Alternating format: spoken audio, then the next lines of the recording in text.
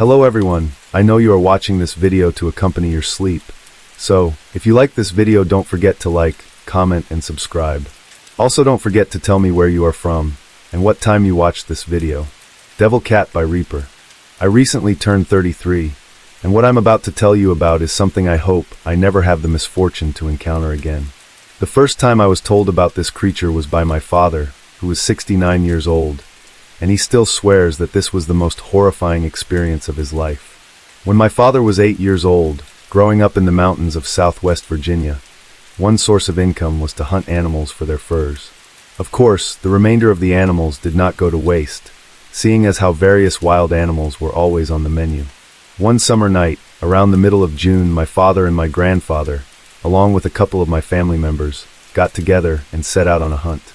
This would prove to be a night none of them would forget. My grandfather had just gotten a pair of hunting dogs a few months prior, and they were some of the best he had ever owned. According to my father, they weren't even scared to face off against a bear. The logging road they were hunting on went for miles back through the woods and had an uphill grade on one side, and the other side just continued down the mountain. Their only source of light was the full moon that night and an old carbide lantern. Their only instruments for the hunt were single-round .22 calibers, but the ejectors were messed up, so after every round, they would have to pick up the casing out of the barrel themselves. After a few hours of hunting, and having scored a couple of possums, they decided to leash the dogs and start walking back home. About halfway back, they were coming up on some bushes on the hillside of the logging road when the dogs began to sniff the air and start lunging toward the bushes. "Let them go," my grandfather told my father. "We'll get whatever's in those bushes before we get home." My father did as he was told, and the dogs began to run straight for the bushes and out of sight. A few moments later, and there was the most terrible sound any of them had ever heard coming from the direction the dogs had gone. It was a sound of growling and roars mixed with the dogs' yelps of pain. Suddenly, the dogs both ran limping from the bushes and cowered around my grandfather's feet. Then they saw what had scared the dogs. A creature leapt out from the bushes onto the logging road, crouching down as if ready to pounce. It glared at them with yellow eyes flickering with the reflection of the lantern. By the light of the full moon and the light of the lantern, they were able to see this thing quite well. The creature was 8 feet long, with a tail that was swaying back and forth around the ground behind it, the same way an angry cat would. It was covered in pitch-black fur that was much darker than the night around it. Its ears were pointed and stuck straight up from its head, and in the near darkness, the ears looked more like horns than ears. It had an elongated head, similar to that of a horse, but the mouth was full of razor-sharp teeth, complete with 2 very long fangs. Then they heard a sound that made their veins run cold. The thing screamed like a woman from a horror film, only 100 times louder. It hurt their ears so much that they had to cover them. They then couldn't help but fall to the ground on their knees. My father picked himself up and began to run, but my grandfather caught him by the shoulder and pulled him back. I'm sure if he hadn't, I wouldn't be around to tell you this story now. My father was too scared to use the .22 on the creature. The rounds wouldn't do enough, and he was afraid that it would simply anger it. They were only a single shot as well, and he would not have time in that scenario to dig out the casing and place another one in the chamber. That's when he noticed that the all-black creature seemed to be hesitant and staring at the fire flickering in the lantern, and kept just out of the edge of its glow. That was their only saving grace. They stood close together and began to make their way as fast as possible toward home, which I would imagine wasn't very fast, as they all huddled to stay within the glow of the lantern. As they slowly escaped, the creature circled them as they made their way down the logging road. First it would be in front, then behind them, completely silently, then on either side, and from time to time, it would let out that horrifying, ear-piercing scream. When they reached the edge of the woods, they all started running toward the house as fast as they could, and ran through the front door, slamming it behind them. My father, the last one in, locked the door and went to the living room window to look outside. And there, in the front yard, was the black, cat-like creature. It was pacing back and forth, glaring at the house with those yellow eyes, screaming that terrible scream again. None of them slept that night, and none of them were brave enough to leave my grandfather's house until sunrise. It was the only time my grandfather ever let the dogs stay inside overnight. They would never hunt at night again, and no one in the family would hunt in that part of the woods either. Over the years, several members of my family have seen, heard, or have been chased by a similar-looking creature in those mountains. cousins, uncles, even my own brother, have seen it and have been extremely shaken by the experience. I'm in no hurry to come across the thing, but if I ever do, I hope I'm carrying something far more powerful than a single, round, half-broken .22. Evil Entity by May Helen T. I was 10 years old. When I was that young, every summer me and my family used to visit my grandpa for a couple of months. He lived way up in the mountains. It was a great and beautiful place, except for the house itself. Specifically, the second floor and the top of the stairs. I seemed to be the only one in my family who had noticed the strange happenings. One rainy day, when I was all alone in the house, I was in the kitchen making a snack, when I suddenly heard a noise like someone was walking around upstairs. It scared me something fierce, because I knew I was alone at the time. But still, I yelled out, "Hello," to see if someone had come home without me noticing, but there was no reply. I went up to look, and I saw that the upstairs was empty. I went back down again and continued to make my snack. Then I heard the noise once more, somehow scaring me more than before. I slowly checked again. Still, there was no one upstairs. I told myself it was just the house, settling or creaking in the wind. I went down and enjoyed my snack, and I was reading a comic. After a while, of course, I heard it again, and this time something had fallen to the floor.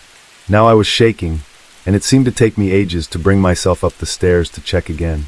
This time, the lights that had been on upstairs were out, and the top of the stairs were especially dark. I was scared of the dark at that age, aren't most kids? I remember looking up the stairs, and what I remember seeing, still scares the living daylights out of me. There was a dark figure with eyes glowing red. It was looking down at me and smiling. I couldn't bring myself to move even an inch, and all I heard was growling. When I could move again, after what felt like hours, I ran outside, and I stayed there until my grandpa came back home. I told him what happened, and he didn't believe me, nor did anyone else in the family. I didn't mention it again, afraid they would grow irritated with me, or even mock me. But after seeing it once, I continued to see the figure at the top of those stairs, especially if I was alone in the house, or if the lights were out. Years later, I found out that the house was built using logs that had been used to hang people, and all of those logs specifically were used to make the entirety of the upstairs floor. Needless to say, I've never been alone there again. Nowadays, my aunt owns the house on the top of the mountain, and even now, I can still remember the evil shadow upstairs, and I don't like going up there.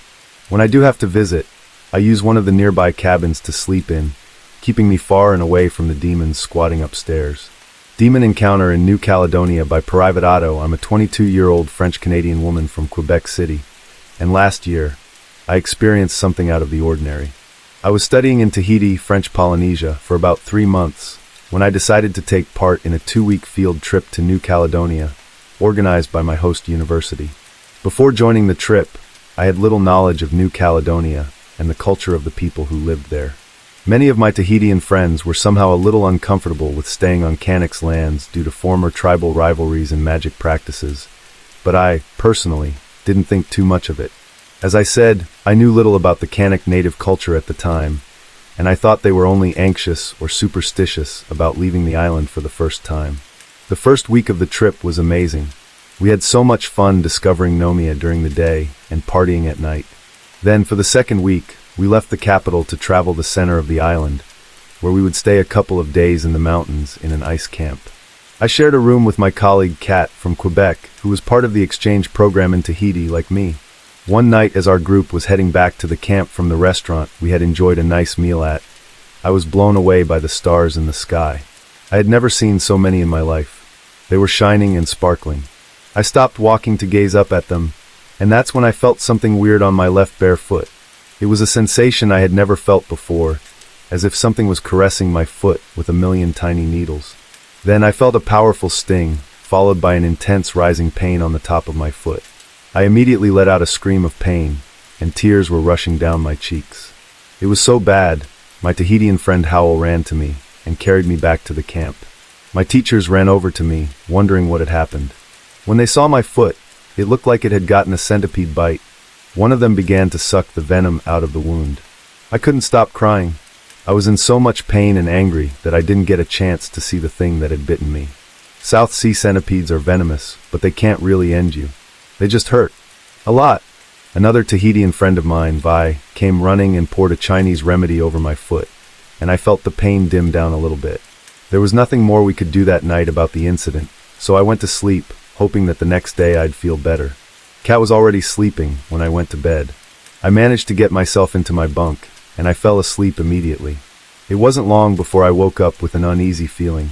I opened my eyes and saw an imposing dark figure in the right corner of the room. It was standing in the dark, just before the door. When I saw it, fear invaded my body. I tried to scream to wake up Kat, but all I could do was squeak a near silent noise. I was totally aware of my surroundings, and I could see her sleeping in her bed, completely unaware of the situation. I couldn't move at all. I was completely paralyzed. My attention was turned towards those two red eyes coming from the figure. I couldn't see its face, but this creature, definitely was no man. I remember its arms being so long that it could touch me, without even moving closer to my bed. And that's what it was doing. It was caressing me with long clawed hands. I could feel tears running down my cheeks as I felt it happen. Panic was rising in my mind. It caressed me like that from head to toe for several moments. Then, as it began to claw harder and more violent, my Tahitian friend Vi entered the room unexpectedly, and as soon as did, the thing disappeared in a quick puff and was gone. I immediately set up screaming and panicking. Vi had been on her way to check my foot and give me Tylenol. When she asked what was wrong with me, I told her what I had seen. She didn't believe me and laughed it off, claiming that I was just delirious from the bite, but it felt so real. No need to say that I didn't sleep well that night. I've never suffered night terrors before or sleep paralysis, and that's why I keep thinking that I encountered something else that night, something more than a fever dream. Maybe it is linked to the centipede bite. I had been doing research on the significance of centipedes in the Kanak culture, as well as the Tahitian culture, but nothing matches the description of the event that night. Ever since then, I refer to centipedes as demon creatures, and to this day, I refuse to walk barefoot outside. The Mysterious Children of the Mountain by Homer O. I was in high school when my dad planned a trip to visit our grandparents in the Catanduanes, a province here in the Philippines. When he asked us to come with him, we were pretty excited since it would be our first time there. We could have rode a plane there, but we didn't want to miss the chance of witnessing different breathtaking views. So we rode a bus for 11 hours, a boat ride for 4 hours, and another bus ride for 5 hours from the port to our grandparents' house. It was a day's worth of travel. Exhausting, but well worth it. They were so surprised and delighted when we arrived. My dad knows how fascinated I was with tales of the supernatural back then. He mentioned that my grandparents had a lot of stories to tell, so I kept bugging them during dinner that night until finally they started talking. I eagerly listened to their story. My grandpa came from a family of fishermen and farmers here in the mountains. He remembered one night when he was just a small child. His dad woke him up around 2 in the morning to prepare things needed for fishing. Still confused and half asleep, he slowly got up to help his dad. He carried the fishing rods on their way to the beach. There, they got on a small boat and paddled their way into the open water. They decided to anchor near the foot of one of the mountains and cast the bait into the water. They were on that boat for nearly 2 hours, but they hadn't caught anything so far. Not a single fish was taking the bait. My grandfather was being a kid, was getting cranky, and insisting on going back, when all of a sudden, near the top of that nearby mountain, there were torches followed by the sound of distant children's laughter and playing. My grandpa seemed scared. He was asking himself who might those kids be? What were they doing on the mountain by themselves this late or early? His dad uttered that they may be one of the neighbor's kids.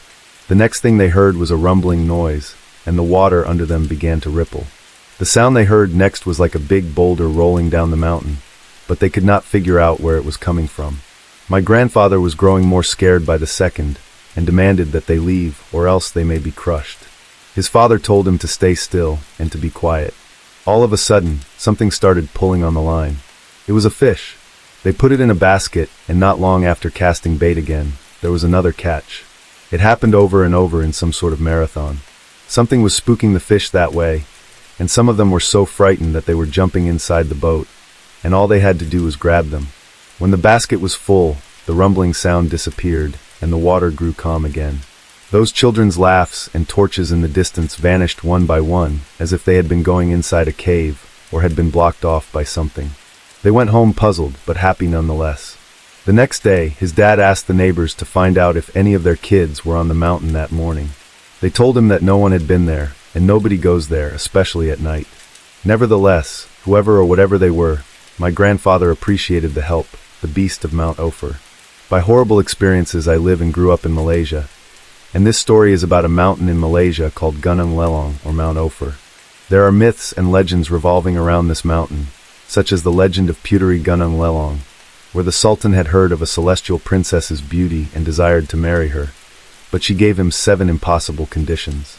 That's a common legend that you can search up on the internet, and just one story from the region. This story, though, was told by my father. When he was a child, his parents always brought him and his siblings to the mountain, not for hiking, but to go to the waterfall and bathe. My grandparents were poor and could not afford video games for my father and his siblings, so every holiday they would bring my father to Gunung Lelong's waterfall to bathe and enjoy, but they never went hiking, and my grandparents would never let them, because legend has it, there was a beast living on Mount Ophir. They say it's a woman who can transform into a lion. It is said that she is immortal because it was a punishment from God to her. God didn't want her to be reborn, as she was evil, so she haunts the mountains for eternity. The woman targets men. Many expert hikers who have gone on the mountain ended up getting lost, many of which were never found. Those that did find their ways back came to tell this tale. My father's best friend was one of them. He was in the Scouts. He had gone camping in the mountains a few times. Each and every time, he reported seeing a strange animal, but as they were in a big group, the strange creature seemed to keep its distance and only watch. One day, my dad was driving and had his friend sitting at the passenger side. His friend is Wiccan and believes in things normal people can't sense, and my father happened to be driving past the mountain. All of a sudden, my dad's friend had a panic attack. He said he had seen something dark roaming across the mountain, and that he did not want to go any closer. The thing was, at the time, no one had told him the legend.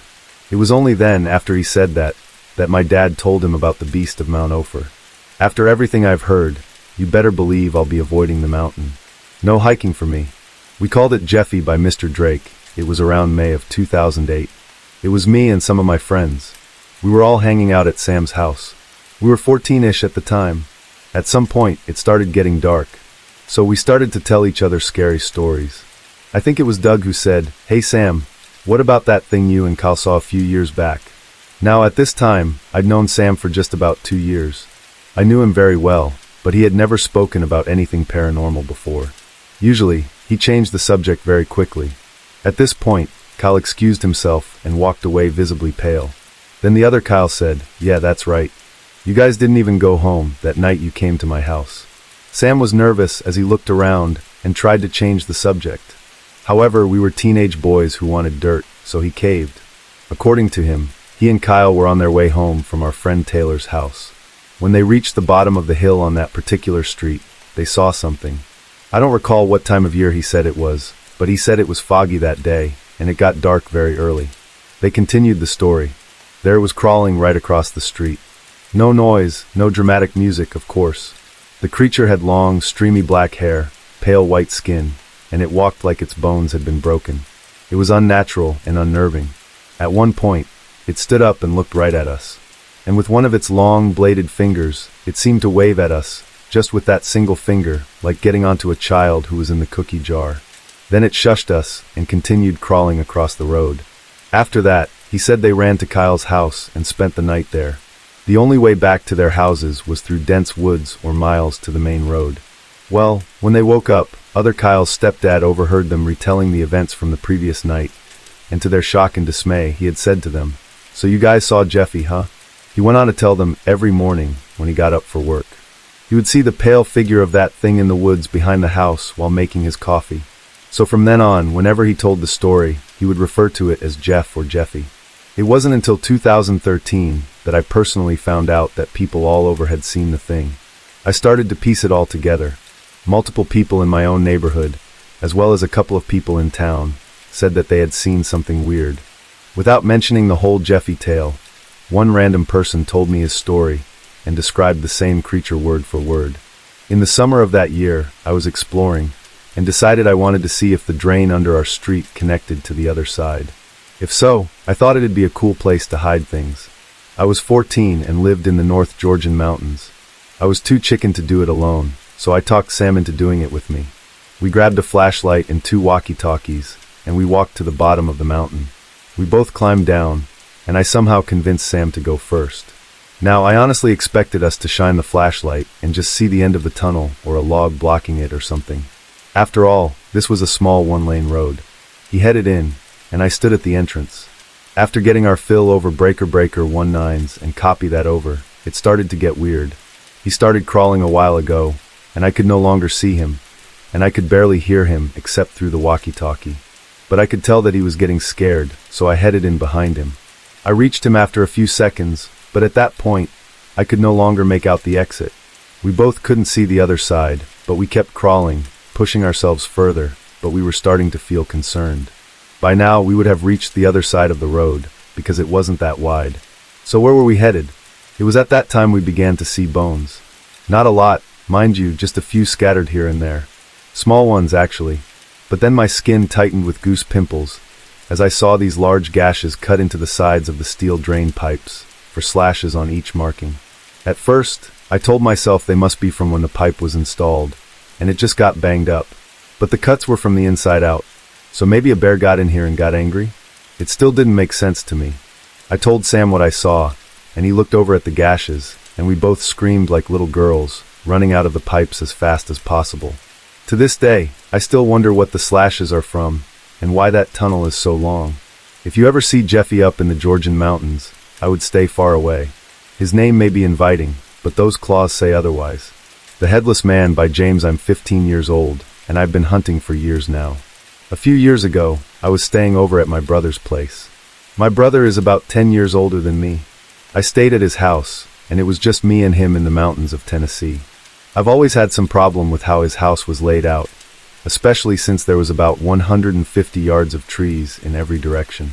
I remember after school one day, it was the weekend, and being as I was fairly young, my father had dropped me off there to spend the weekend with him.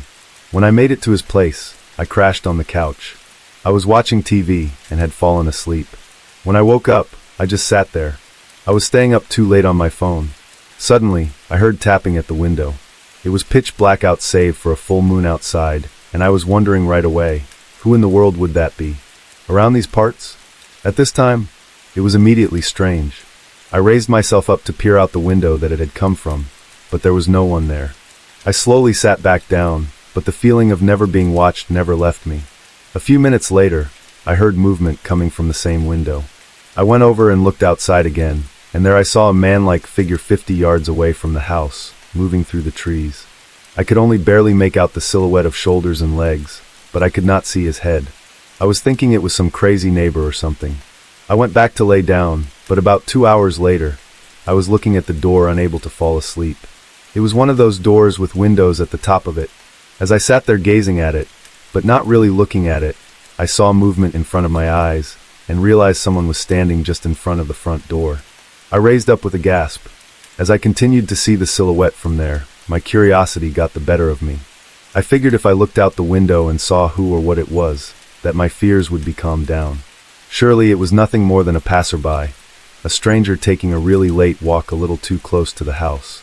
But when I looked out the window to the front door area, I saw that it was a man, but he had no head. If he had one, he would be staring right through the window given his posture. I screamed. My brother ran into the living room. I told him to look outside, that I saw someone there. He looked out the door window, but there was nothing. But still being cautious, he checked all the windows, then went outside for a bit to look around, but there was no one there. He messed up my hair a little bit with his hand before going back to bed, telling me not to worry. The thing is, a few months after that incident, my brother sold his house, and he would never tell my family why he sold it. But something tells me he may have seen the headless man that I saw that night. Creepy Lights in the Sky by Noah. I'm 16 years old and live in Chula Vista, California. It's a beautiful and decent-sized city, located near the Mexican border. The west side is by the bay, which has the salty aquatic water, while the east side, where I live, smells like plants, which is by the mountains. Me and a few close friends were having a get-together at a boy's house on the same mountain, who we'll call Jaden for privacy reasons. It was getting dark, and it was winter, so it got dark earlier. The sky was a light baby blue and an orangish color by then, and you could see the small crescent moon beginning to show more and more. We headed to the local park to go for a small walk, which was less than half a mile away. We had to cross a small canyon to get there. Now, this canyon was not very wide, but was approximately the size of a football field. There were always coyotes and possums prowling about there, or mentally unstable men smoking out in public, or doing other worse things. After walking there with some friends for a bit, we returned further up to the top of the mountain, which was near a street where cars would always speed by on. 3 of our friends were down in the cul-de-sac in our neighborhood down a trail from the canyon. Me and my friends Max, Cece, and Wendell were walking up to the top. That's around the time we saw a white light filling up the sky towards the south. It wasn't a car. First of all, we didn't hear anyone pass by for about 5 minutes, and secondly, the type of light wouldn't be able to fill up the sky like that. We assumed it was a spotlight, but there were no structures in that direction that would project such a light, and it was still far too bright to be any sort of spotlight. At the same time, Cece's phone kept turning on and off over and over again. That was creepy since it was a newer model iPhone, which is a Generation 6. It wasn't anything older and would run horribly because of its quality. Then we saw a red light fill up the sky and move as a streak and vanish directly overhead. As I struggled to find an explanation to this, I was getting freaked out. There were no cars passing by, no spotlights, or anything like it. Plus, how would a red light light up the sky like that, leaving behind a trail or streak? The red light was even more bright than the previous white one. Not to mention Cece's mobile phone. The moment the lights had disappeared, the phone stopped turning itself off and on, and was quiet again. A minute later, we met up with some of the friends who were down in the cul-de-sac, waiting for Jaden to return as he took care of some things at his place. They had seen the white flash as well, and also mentioned that they hadn't seen any cars all night. Wendell revealed he saw the red flash of light as well.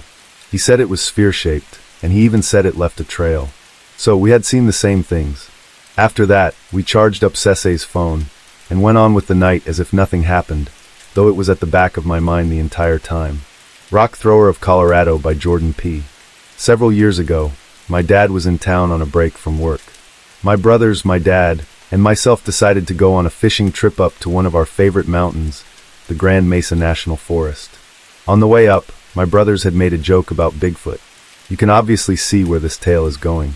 It wasn't uncommon for us to bring up the subject, as we always talked about Bigfoot when we were younger. We were all very fascinated by the idea. Upon the subject being brought up, my brother had said something along the lines of, "It's like your encounter, Dad." I was confused and instantly asked what they were talking about, and so the story begins. The town we live in is the very same town my dad grew up in.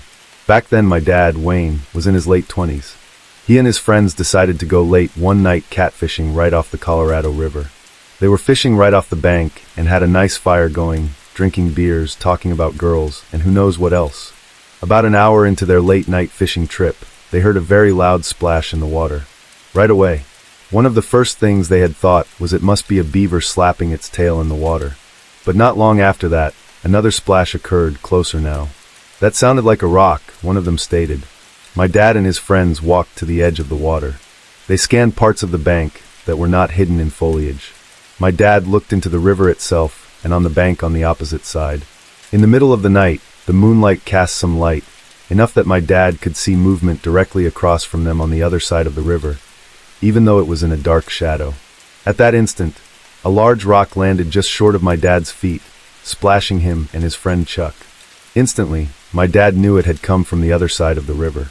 This spot on the Colorado River is well over 400 feet wide. I don't know how many of you have tried to throw a golf ball-sized rock that distance, but it's not easy. River rocks vary anywhere from 2 inches in diameter to 10 inches. The rocks that were being thrown were at least 10 inches in diameter. As my dad and his friends were staring across the river, unable to detect the source of the rock thrower, another stone was hurled directly at them. The group scattered to avoid it as it hit the soil in between them. One of them grabbed the cobblestone, using both hands to do so. Slowly, they all went back to the fire. There was a moment of silence as none of them knew how to react. Finally, Lopez spoke, saying, "Who in the world can throw a rock like that, across a river that big?" An obvious question, but one they were all thinking. A few moments passed, and it seemed to stop. They began to loosen up a little bit, enjoying their beer and almost getting to the point of laughing the incident off, when out of nowhere, John screamed, "Wayne, watch out." My dad ducked, as yet another large stone came all the way across and hit their fire pit. That was enough. My dad and his friends withdrew their fishing poles, jumped into the truck, and left.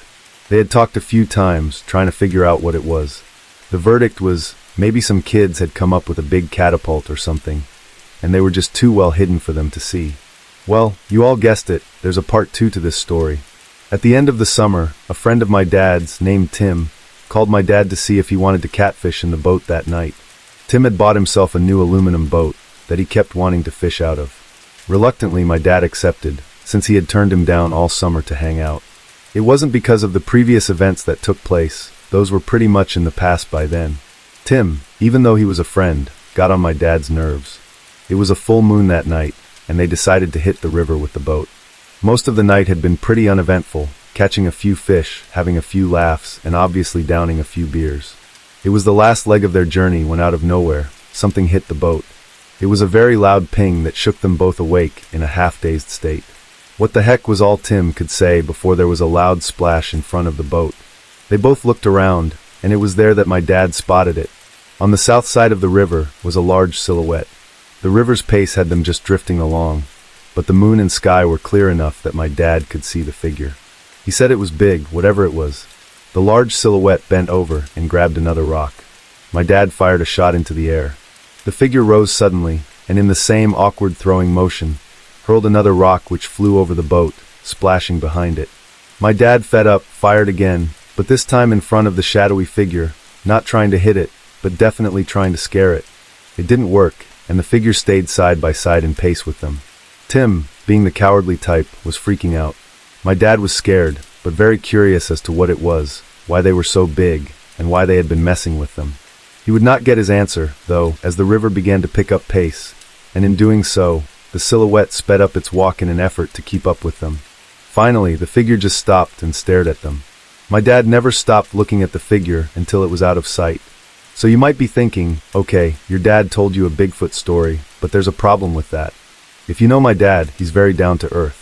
If my brothers and I tell him a story about how big a fish was that we caught, my dad underestimates the size, even if he's wrong. The point being, he under-embellishes it. Even when he told me this story, he made it sound like it was no big deal, and he's never once said that it was actually a Bigfoot, though he still can't explain who or what it was.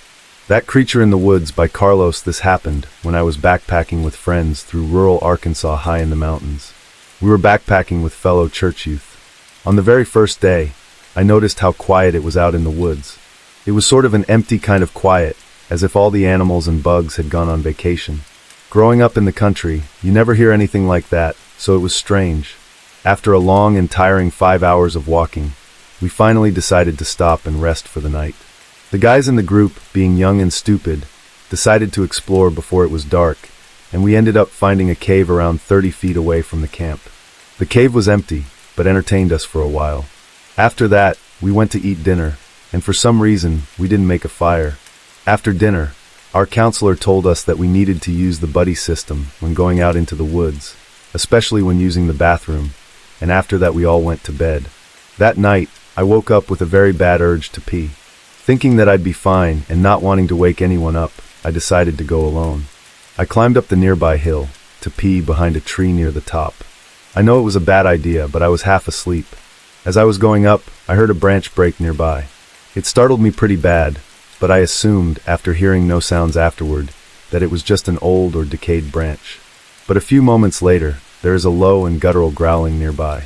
It was very close, and as soon as I was done, I raced down the hill in a panic. As I sped by a figure that was nearly 6 feet tall, I realized that I had run in the direction that the sound had come from. I didn't turn to look back at the figure, already terrified that I had run towards it. I ran into my tent and stayed covered in my sleeping bag for the rest of the night. Luckily, I didn't see or hear anything after that. My friends didn't believe me, but that doesn't change what I saw. I don't know what it was. By Koi Koi. To begin, I live in the heart of the Great Smoky Mountains of East Tennessee. I was raised there. My best friend, while called B, was born and raised here as well, and we've been close since we were barely 13. We're like sisters and spent most of our time together, until we both got married and had families of our own. Now that you have a little background, I'll share a short but creepy 2-part story about what we saw one night by the river on Highway 129. B and I were working together at a local grocery store and had recently lost a co-worker and good friend in a tragic accident. For the past couple of years, We had been going to a special boat docking ramp where you could walk in and out of the river safely. This had been our favorite spot to let loose in the summer and go swimming. It was close with easy access, and it was free, perfect for a bunch of broke girls. We had decided to honor our friend's memory there, instead of trying to remember where her family had scattered her ashes. We figured one special place was as good as any to celebrate our memories, so we made a habit of going swimming there. One year, about 8 years ago, B and I had parked on the gravel pull-off, climbed out of the car as the sun was getting low, and walked to the chilly water. This is a welcoming feeling in the early June heat, even at night, so we plopped down as close as we could on the concrete ramp without sitting in the water, just quietly gazing out over the river and the thick foliage that lined the banks. A few minutes of soaking our feet had passed when B sat out of nowhere in her casual way. You know, this would be a great place to hide a body. Now, she didn't mean this in a creepy way. We said off-the-wall things like this all the time, but never meant anything by it. So, knowing her the way I do, I laughed and agreed, but jokingly shared my ideal place to hide one, should I ever have to. Once my rear was numb, I rolled up my pad legs and waded into the shallow parts of the water while we began chatting about other things like work and video games. Everything had been pretty calm and quiet, except for the occasional passing car just above us. The sun had finally set, and the water was too dark to safely tread, so we sat on the ramp and began to stargaze. With more idle conversation, we were just admiring the brilliant night sky, when suddenly, a nearby bush began to rustle. We looked at each other, and I said it was just a critter to ease our minds. Of course, it was a critter. We lived in a country where small rodents were always being cleared off the roads. We continued looking at the sky, but it didn't last long when that same bush and the flimsy surrounding trees started to shake again. As dark as it was, all we could see were the outlines of the leaves and branches bouncing as something shook them. Now we had our eyes fixed on the plants about 10 feet away, mildly curious as to what might scurry out from the brush. All of a sudden, Bee's eyes widened with horror as she shouted, cursing under her breath. We booked it up the ramp. I was behind her, sprinting up the hill and across the gravel in my bare feet, faster than I'd ever run before. Before I even opened the door, Bee had the car in reverse. As she peeled out and onto the road, I suddenly felt silly and wanted to laugh at myself for getting worked up over what was probably nothing. But before I could, my breath hitched in my throat. I was peering into the passenger rearview mirror when I saw the most terrifying sight. A tall, dark, and slender creature with gangly limbs stepping out onto the road from where we had just been seconds ago. The dull orange street lamp barely illuminated the shadow for me to even see an outline, much less what it actually was. I immediately darted my eyes back to the road ahead, hoping it was my imagination, hoping I had only been spooked by some animal. That's when Bee finally spoke up. "You saw it too, didn't you? You saw that thing." I didn't want to overreact, so I asked in turn, "What are you talking about?" "That huge thing," she replied, "across the road in the woods behind us." I could hear the nervousness in her voice as she spoke. Knowing she would know if I was lying even with a simple answer, I finally said, "Yeah, I did." "What was that?" "I don't know," Bee answered, "but I do know that it was no person, and it wasn't a bear either. That was the last time we went to that spot together, but it was not the last time I went." Fast forward a year later. I told this story to my new boyfriend, now husband, and it really piqued his interest. You see, he's a skeptic in every sense of the word, and was interested in potential proof of something supernatural. So we went as the sun was going down, and we sat there on the boat ramp once more.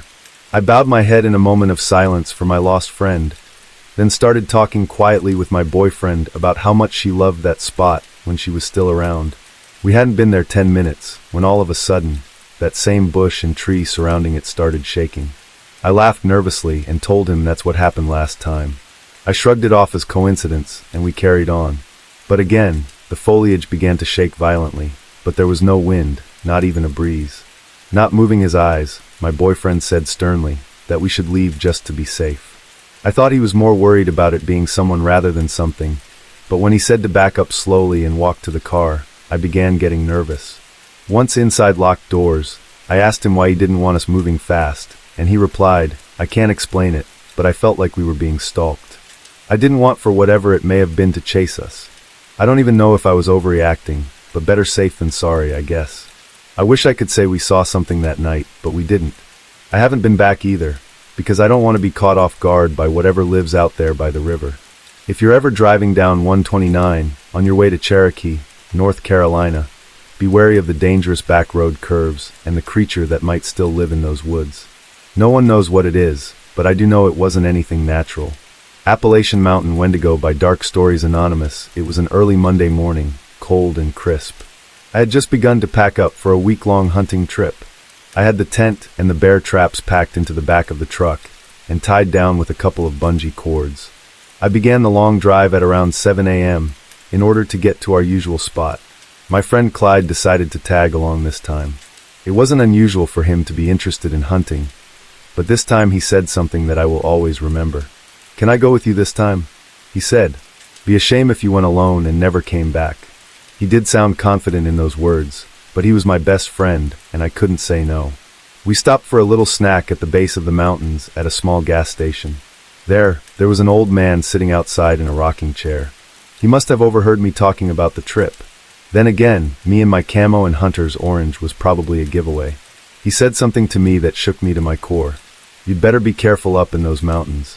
It's about time for the Wendigo to come." Now, I was far from a believer in mountain folklore and urban legends, so I brushed off his warning. Little did I know the trip would indeed be cut short due to an encounter that I will never forget. It was almost 6 p.m., and Clyde had turned on the radio. There was a rapid decline in grizzly bear population about this time of year every year. I had asked Clyde if we should be worried, and he said not to worry about the grizzlies as we were about to go set up traps anyway. I nodded in agreement and sighed a shaky sigh. It was 8 p.m. now, and the sun was going down. I grabbed a flashlight and headed down the trail with my friend Clyde. We had walkie-talkies to stay in touch over long distances in case we got separated. They were for emergencies only, but we would occasionally use them to joke around. I had come to a small opening in between two bushes and decided to set a trap there. I covered it up with branches and leaves and marked it with a stick, standing up out of the ground for extra precaution. On my trek to meet up with Clyde, I heard something, almost like a scratching noise, coming from my left side. I shone my light over to the side to see what it was. Oddly, the noise seemed to stop the moment my light flashed over the area. I walked closer to investigate and found 4 long scratches in one of the trees. Each one of them were about 1 inch deep and 1.5 feet long. I brushed off any ideas and just went with the old bear story. About 30 minutes into the walk, I heard a distant screech. Not much of a screech, as it was a roar, really. It sounded like the squealing of brakes of a freight train mixed with the growl of a dinosaur. My radio suddenly came to life with Clyde's voice. "Tell me you heard that." His voice sounded scared. I decided to tell him to meet me back at camp. Later that night, I told him that I was going to go check the traps as a routine hunter would do. It was about midnight now, and visibility was low due to the snowfall and darkness. I had come up to the trap that I had set earlier. Nothing seemed wrong, but the trap wasn't there. It was everywhere. It had been ripped in half, the bolts and springs were lying all over the place, and the leaves and branches were scattered about. To the right of the trap was a game trail, about 30 feet from the field. I had shone my light over there as I heard rustling leaves, and what I saw will forever give me nightmares. It was a tall, 8-foot humanoid creature with long claws the size of my forearm. Each breath it took was heard from my position, 30 feet away. It growled at me, and slowly began to get down on all fours. Its limbs began to pop and crack into place as it leaned its body against a tree. It slowly made its way back into the brush line, leaving me alone and horrified, or so I thought I was alone. My light began to flicker, and as it did the creature must have become agitated. It began to speed walk towards me, each stride covering 5 feet in length. Angry, it no longer wanted to leave, as it stretched out its arms towards me. The high-pitched screech I heard before I heard again, and the creature stopped, only 6 feet from me now. It opened its wide jaws. Then I heard Clyde's voice from about 40 feet behind me calling my name. I had never felt so relieved in my life. His approaching flashlight beam had caused the creature to return to the woods with an evil-sounding hiss, etching itself into my mind forever. We ran back to camp, and I had tried to convince Clyde about how I saw the Wendigo, but all he did was laugh. He didn't believe in any supernatural entities or creatures, and he said he wouldn't start now. I finally convinced him to pack up our things and leave, and when I got back home I just stood on my porch and waved bye to Clyde. I suddenly felt like I was being watched as well. I stared out into the woods across the road, and I swear I saw it once more, standing there, staring at me. Moments later it went back into the woods, and I never saw it again after that, though I do hear that same screech from time to time. To this day, I don't tell anyone else about it, afraid they wouldn't believe me. I never went back up in those mountains after that night, and you couldn't drag me there against my will. El Duende by Levier Black. My name is Amori, and I live in Mexico. I'm 21 years old, and to be honest with you, I've had a lot of weird experiences. Back when I was 16, I was very athletic and used to go running every day after school to a big baseball field that's close to my house. There are a lot of hills and mountains all over the place there too. One day I was jogging around the baseball field because I had gotten tired from running on the hills and it was starting to get dark. I was going near the biggest tree as I was jogging, and I had a really bad feeling, the kind you get when you think you're in danger or you're about to be, and you need to get the heck away as fast as possible. But I turned to see in all directions, yet there was nothing out of the ordinary. Even so, the feeling did not stop. I just wanted to keep jogging and do as many laps as I could before it got all the way dark. On the very next lap, I was getting near that tree again, and the feeling came back worse than before. I stopped jogging and instead began to walk. I was looking all over the place, searching for the source of this feeling. At this point, it was getting irritating. My paranoia was keeping me from finishing the run. When I passed by the tree, that's when I heard a voice. I quickly turned around and saw that I was still alone. But I kept staring toward the tree until I heard the voice again. This time, due to its brief and subtle movement, I was able to see where the sound was coming from. It was a small, ugly thing with long and sharp nails, with a nose very long and covered in warts. It was laughing a horrible laugh when I saw it, and I was so surprised that I was paralyzed. I wasn't able to move as it began to laugh more and more, pointing one of its nasty nails at me. As if randomly, all of the sensation came back into my body, and I was able to tear up the soil once again, running for my life away from this thing. I ran and didn't stop until I got home, where I nearly collapsed. But I didn't tell anyone else about the experience until just a few months back. I was talking with a cousin that is Christian, but he also believes in fringe things like aliens. He was telling me that when he used to go to that baseball field himself, he would also get this strange feeling. And before I ever said anything about that tree in particular, he explained how there was a weird tree by the field, and that every time he passed it, all he felt was pure hate. And at one point, he began to avoid it entirely. I'm not sure what it was that I saw that day, but from the folklore mythology I've read and heard of, it matches a duende, a small and mischievous fairy-like creature, one that you don't want to get on the wrong side of. Northeast Ohio Skinwalkers by Skinwalker Blackout. I'm 22 now, and I'm an avid hunter and outdoorsman. I've always had a creepy, uneasy feeling about the woods near my house and all around the area, like something evil was always watching me or listening to me. I don't feel that way everywhere. My first encounter with what I believe was a skinwalker was about 7 years ago. I was out fishing with my best friend. We stayed up late fishing at a camp-out church thing that was being put on locally. I looked at my digital watch that had a built-in light. It was around 2:30 a.m. We were determined to win the little fishing competition the rest of the camp had going. There was also a fire about 120 yards away from us. We were sitting in lawn chairs by the nearby pond. My dad was set up in a tent about 300 yards up the trail beyond the treeline. And when I say pond, I mean a large banana-shaped pond that was stretched about 150 yards long by about 35 yards wide. A land bridge cuts across the middle that is wide enough for a truck or jeep to drive across. Now, we had been talking the whole night and had already been joking about Sasquatch and the like. We had a time where we weren't catching anything, and we were quietly talking, when all of a sudden, we both began to hear whispering coming from the opposite side of the pond. It sounded like it was coming from the trail in the woods, on the other side of in a hill that jets up into the thick woods. I was perplexed by the sound and asked him what it could be. Nobody else was up at the time, or if they were, no one in their right mind would be walking in there at almost 3 a.m. That's when we saw my dad coming down the drive across the land bridge. I walked over and stopped him. He was genuinely worried about us and asked what we were doing. I told him we were just fishing. He asked us if we had been in the woods, to which I said no, and he looked at me funny.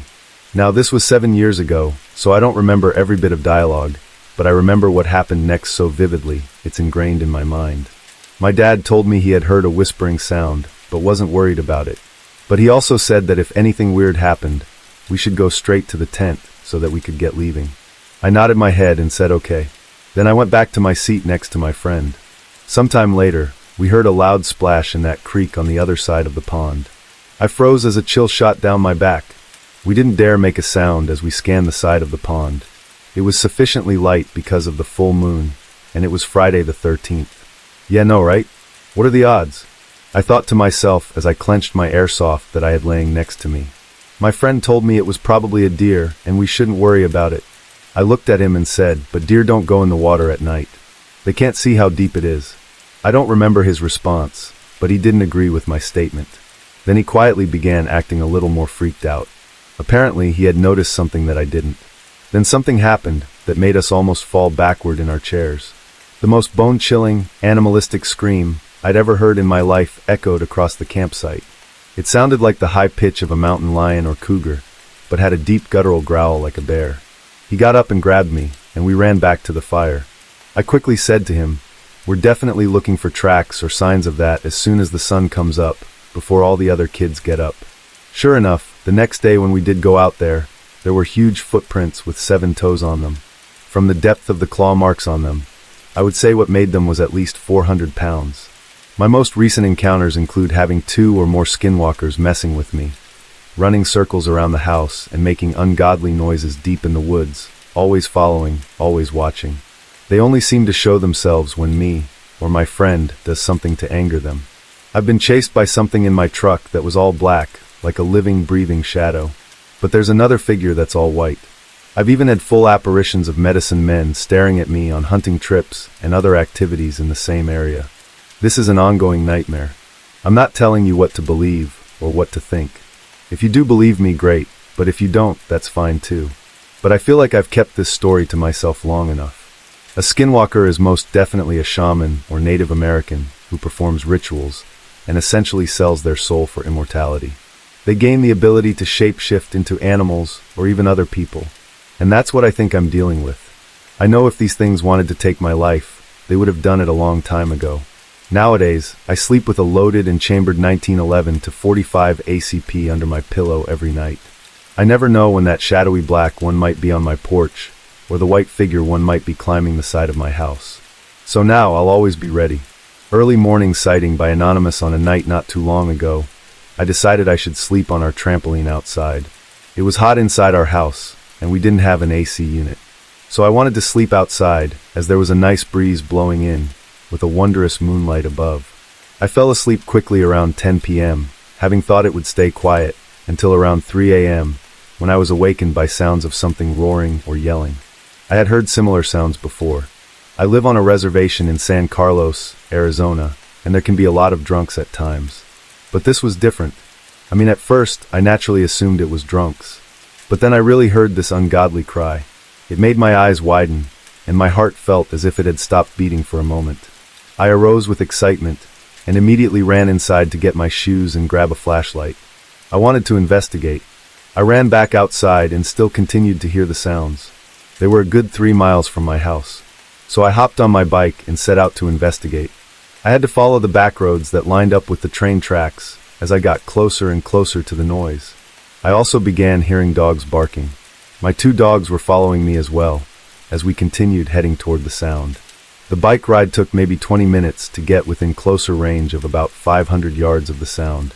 It was then and there that I had to ditch the bike because of the soft terrain. I started walking with my flashlight, ready to spot this thing. I could then hear footsteps that were so loud and heavy that they shook my chest every time they hit. It sounded as if something was running through soft sands.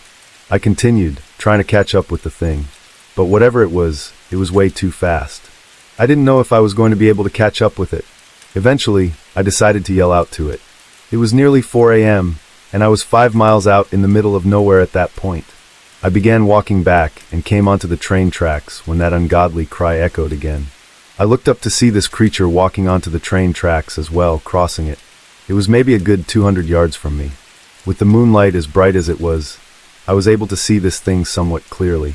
I estimated it was about 8 feet tall, had dark brown fur, and those eyes, I swear to God, they glowed like an almost yellowish red. And it stank, it reeked like rot. My dogs that were beside me began crying, then they bolted away from me. Going back home, this creature, which I was guessing was a Bigfoot, had looked at me for a couple of seconds, and then left, completely disinterested from me. I was frozen with fear, and yet also filled with excitement. I should have run home afterward, but I pressed on after it. I had to see more of it, but little did I know I'd get what I wanted, in a terrifying way.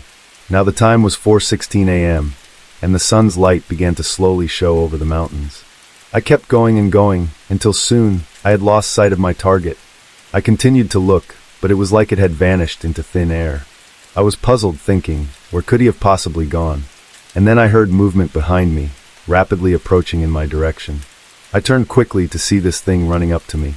I just barely dodged it, jumping out of the way. When I looked back up, I saw that it wasn't just one of the things, there were three of them. I thought to myself then that this was how it ended, that I went too far with my curiosity. They slowly began to close in around me. I backed myself up against a tree, knowing even if I tried to fight my way out of it, these creatures were just too strong for me. I prepared myself, grabbing a large branch, ready to defend myself with all my might. One of the creatures screamed. It was around that time that a group of angry and ravenous wild dogs appeared and began to nip, bark, and attack the creatures. There, I saw my escape and did not hesitate. I threw the big branch down on the ground, and I ran like a bat right out of the underworld. I soon made it to my bike, and just as I was about to pedal off, I saw a massive stone coming right for me. I jumped out of the way and saw it hit my bike, busting off one of the wheels. So now I was running until I made it back to the train tracks. There I saw the bridge, and I began to run over it.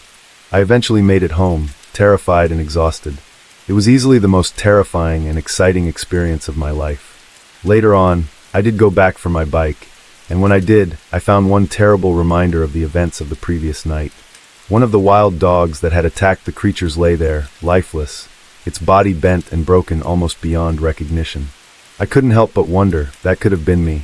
Stalked in the Mountains, submitted by Umbreon. Night it happened last year, May 11th of 2016, to be more specific. I don't know what it was. To this day, I still only have a few ideas of what it could have been. However, whatever it could have been, it really gave us quite a scare. Now, if you don't believe my story, that's just fine. It's not going to change my mind, because I know what I saw was real, and it's an experience that will never leave me. I enjoy hiking, and I love animals. I consider myself somewhat of an outdoorsman, or outdoorswoman. On that day, it was very nice and sunny, not too hot and not too cold, and there wasn't a cloud in the sky. I was at my aunt's house during that day, and we didn't have anything to do but clean up around the place while listening to music and such. Once we were done with that, we decided to take a small break. At one point, my aunt looked at me and asked, "Do you want to go for a hike with me?" I replied, "Definitely, but where?" My aunt shrugged, replying that she would quickly think of a place as we got ready. So we packed some small hiking bags. I was messing around with my camera once we got into the car. I'm really into photography too. As I climbed inside her vehicle, I saw that she was bringing along a handgun. It looked like a 9mm. I was honestly a bit surprised to see it. My aunt must have saw my expression, because she said to me, "You're not worried about me bringing this, are you?" I shook my head. It was reasonable to take it with us. After all, we lived in bear and mountain lion country. Attacks don't happen often, but it still doesn't hurt to be ready. We leave the house and stop at a store to fill up the gas tank. We also buy some snacks for the afternoon. Soon we were on the road to the mountains. Once we arrived at our destination, a hiking spot in the mountains, we parked the car and headed out. I took a few photos of us at the beginning of the trail before we started our hike. My aunt led the way. It went really well. We were enjoying ourselves, admiring the beauty of the nature all around us. It was a great experience, until sometime later, we came upon the first lookout on the trail. From that spot, you could see the mountain looming over a glacial lake, as well as a boulder jutting out of the mountainside. I, being brave and a bit foolish, shuffled carefully and as closely to the edge of that boulder as I could, with my aunt warning me to be careful from behind. At this point, we were very high up in the mountain. I laid on my stomach and took some photos from there. They turned out breathtaking, really. My aunt couldn't help from taking some photos on her phone as well. The view was amazing after all. The lake was crystal clear and blue. It was absolutely beautiful with all the other mountains and trees around. We began to speak to one another about something that I can't remember. But we both turned around after taking pictures to see a dog silently standing in the middle of the trail. It startled us. Neither one of us had heard it coming. I thought it was alone, until I saw the small bag strapped around its back. It was a cute dog. "Hello there," suddenly came a voice. We both looked in the direction where it came from, and we saw an elderly man approaching us. "Oh, hi," my aunt replied as I waved. "Is this your dog?" she added. The man nodded, and so the two adults began talking as I listened, and I gave this puppy a massage. The man had told us they had come from the other side of the mountain, but then he gave us a warning that seemed out of place. "You two be careful out here. Earlier we heard some rustling around in the bush, so my pup here went to investigate." The man gestured to his dog. She ended up chasing a black bear out from where it was hiding. I don't know where it went, but I can imagine it took off somewhere over this side. We were surprised by this, of course. We knew there were bears, but it still was alarming to know they were close by. My aunt then proudly showed him that we had some protection on us, and he nodded in approval. They talked for a bit longer until we decided to keep going. His dog looked up at him until he gave her the okay to go, so she led the opposite way as we said our goodbyes. My aunt and I talked about the man and his cute dog, but due to how nice the day was, we weren't about to get scared away that easily. However, we obviously became more aware of our surroundings. The two of us took some snack breaks as we ascended further up the trail, and when we did, I'd fool around on some boulders that set aside the trail. I liked to pretend that I was a professional at parkour. As we kept going, sometimes we would hear this rustling sound ahead of us, making my aunt pause and tense. At one point, we heard this noise, and she froze in her tracks with her hand on the gun. I bumped into her by accident, and I began to listen intently once I understood that something was happening. I looked toward the tree ahead of us where the rustling was coming from, and that's when I saw a red squirrel hopping out from behind the tree. My aunt noticeably got more relaxed. Her hand was taken off the gun. As we watched the cute little animal, I placed my hand on my aunt's shoulder and said, "Careful, it can smell fear." She sighed and gave me this look, and I began to snicker at her. The squirrel then ran off as we kept going, but I had a feeling like something was about to happen, and it wasn't a good thing. The mountain was full of dips and boulders, high ground levels and ditches all around the trails, perfect for anything to hide where we couldn't see it, but it could definitely see us. I couldn't get this thought off my mind. We eventually took another break, eating some more snacks and drinking some water. I was looking through my photos of the hike so far, all while my aunt began to relax. However, the silence was soon interrupted when we both heard the rustling again. At the same time, we both stood up, turning in the direction it was coming from as we hid behind a tree. The rustling was louder than before and much closer, but because of the uneven ground and thick undergrowth, we couldn't see what it was. "Maybe it's just more squirrels chasing each other or something," I said, a bit nervous. "Probably, or it could be a deer," my aunt replied. She gestured for us to keep going as the rustling began to die down. Sometime later, the woods began to get much more dense on the trail. My aunt then said that we were almost at the top. I couldn't wait to see the view from all the way up there, and the photos that I would take would be absolutely amazing. Even here on this part of the trail, it looked like we were in a fantasy forest. Anyway, as we moved on, we heard the rustling again. We both paused and looked around before glancing at one another in slight worry. I began to wonder, were we being followed by something? My aunt pulled out her phone and began to play some Avenged Sevenfold while telling me to make some more noise somehow. So I did, while taking even more photos and following behind her until she had finally pulled out the gun while we walked along the trail. The woods were so dense at this point, we could hardly see much further in front of us, and this part of the trail was very beautiful to see. The way the sun filtered through the tree branches and lighting parts of the rocks on the trail, it made it look like it was straight from a fairy tale. My aunt went from clapping her hands and blaring the music to turning the songs off and hushing me. The top was maybe another 100 feet away, but my aunt froze in her tracks. We listened intensely, and we could hear something slowly creeping up towards us, trying its best to be absolutely quiet, but we could hear it sounded like something heavy, slowly applying its weight on branches and twigs beneath it, causing it to make slow and audible cracking sounds. We both immediately began to throw rocks in its direction while yelling, trying to scare it off, but that didn't work. Ahead of us, there was a corner we had to climb up. I walked over to it and peered up, fully expecting to see something staring back at me, but luckily there was nothing there. I then noticed for the first time, there were no birds chirping, no insects making any sort of noise. It was strange. Throughout the entire trail, that's all we could hear, but now it was gone. My aunt ordered me to get back to her side, and so I did. I tucked myself behind her next to a tree, but we could still hear whatever it was getting closer. My aunt shouts to it, "Hey," attempting to scare it away. It was still coming. "Hey!" My aunt shouts again, but it still creeps closer. Feeling she has no other choice, she carefully raises the gun in the air and fires a warning shot. Then there was complete silence. Once the ringing in my ears went away, I noticed that the rustling had completely stopped, but apparently not for long, because the creeping noises began again. Hearing it once more, realizing that not even a loud gunshot would scare it away, I began to feel fear, absolute horror. We were going to have to fight or run for our lives if it came down to it. I felt the hair on the back of my neck stand up, and that's when my aunt announced we were leaving. She led the way, telling me to keep up. When I say we took off, I mean we freaking booked it. I felt as if we were floating back down the mountain. We soon made it back to the more open parts of the trail, the areas where you could see all around you much better. My aunt turned and looked behind us in fear when we heard that the thing was still after us. The rustling was far more aggressive and fast. At one point before it tried to mask its approach, but now it was blatant. We tore out of there like bats out of hell, while we could still hear the thing. Once we were on more level ground, my aunt noticed something in the middle of the trail. "Wait, look at this," she exclaims. I slow down to look at what she was staring at. I see a wet mark in the middle of the trail, with claw marks. That's when we noticed that the rustling sound had stopped. You'd think that'd be a good thing, but it horrified us more than anything else so far. We looked in unison back in the direction where the noises had been coming from, and there we saw it. A massive black figure, standing 7 feet tall easily.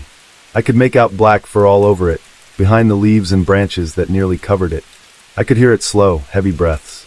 I know it was watching us, but I couldn't find its eyes. I know it was the animal that had been chasing us. I could see it breathing. We didn't stare at it for long. We turned and bolted down the mountain. We ran for what felt like forever. The mountain seemed to go on for ages. I never remembered the hike up taking this long. But soon, the rustling and chasing noises began to disappear and fade away behind us. It had finally slowed down. But suddenly, I panicked when I saw something in the distance ahead of us. But my aunt calmed me down, telling me that it's just another group of hikers.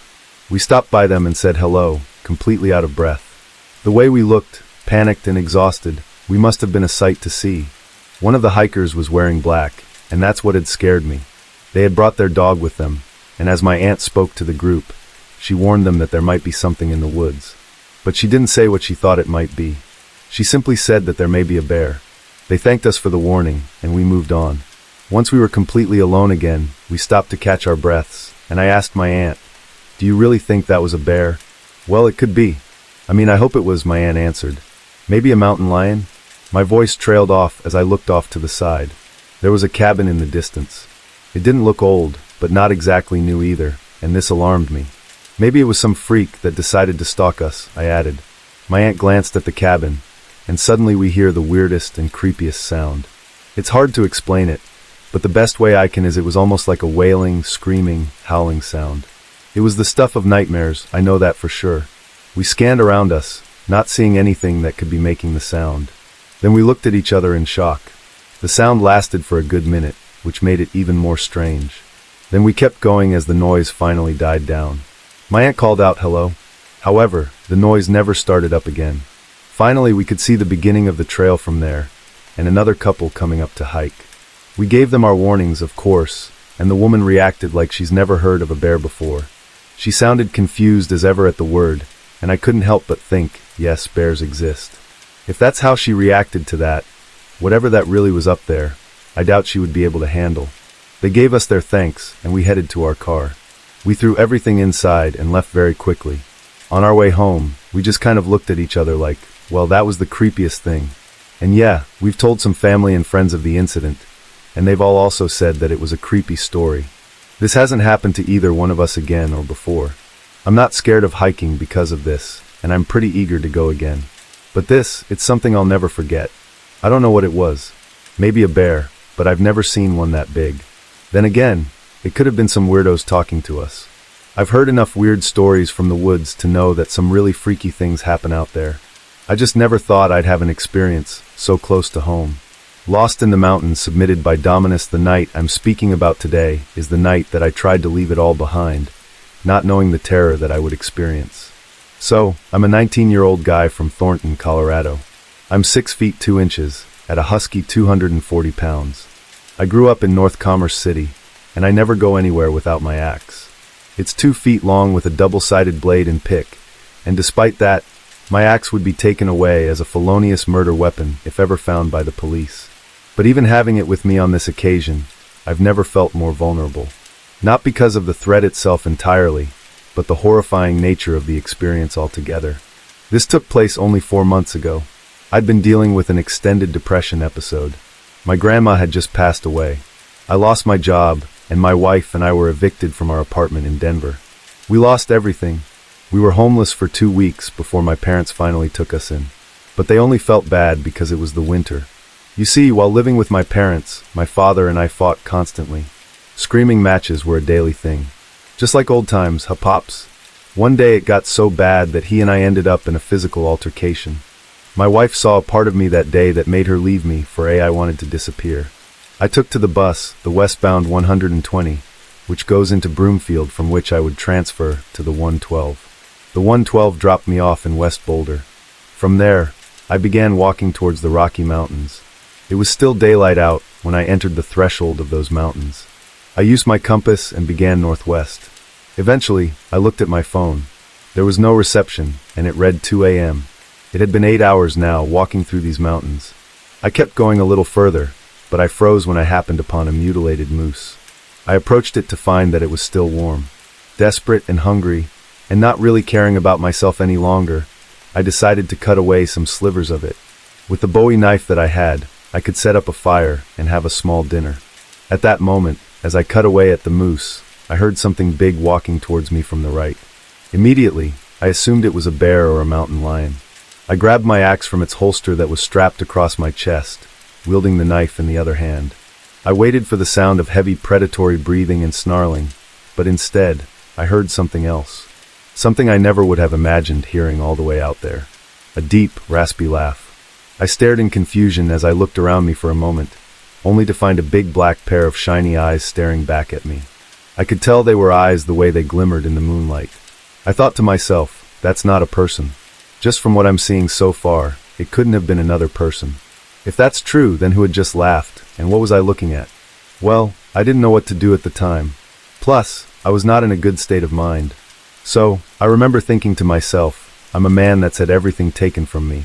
I've got nothing to lose. I don't care what this thing is, or whatever layer of hell you were spawned from, but you best have brought the devil if you're going to stalk me when I'm trying to eat.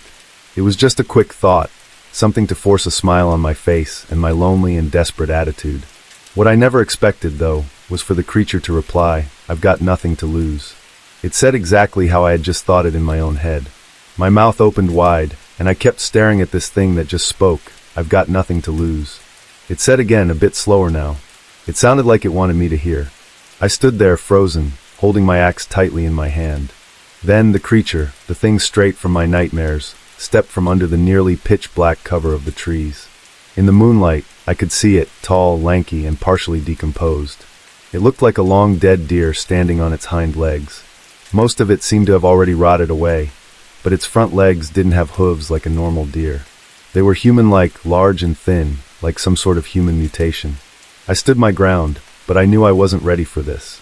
Because it ran at me, out of nowhere, it bolted towards me on those 2 lanky legs. I closed my eyes and swung my axe blindly. Part of me wanted to defend myself. The other part didn't want to see this thing up close. I was afraid. I was horrified by the sight of it. The next thing I know, I feel a burning sensation on my stomach, and I hear those hoofed steps run past me and into the forest. I turn and open my eyes to see the creature bounding into the woods. Away, but not before leaving a cut on my stomach. I threw myself down on my knees, in an irrational anxiety attack that felt like it lasted a millennium. After I pulled myself together, I traveled and survived for another 2 nights, never seeing that strange beast again, until I found myself in Leadville. It was a rural mountain town, from which I was transported by helicopter to St. Anthony's Hospital in Denver.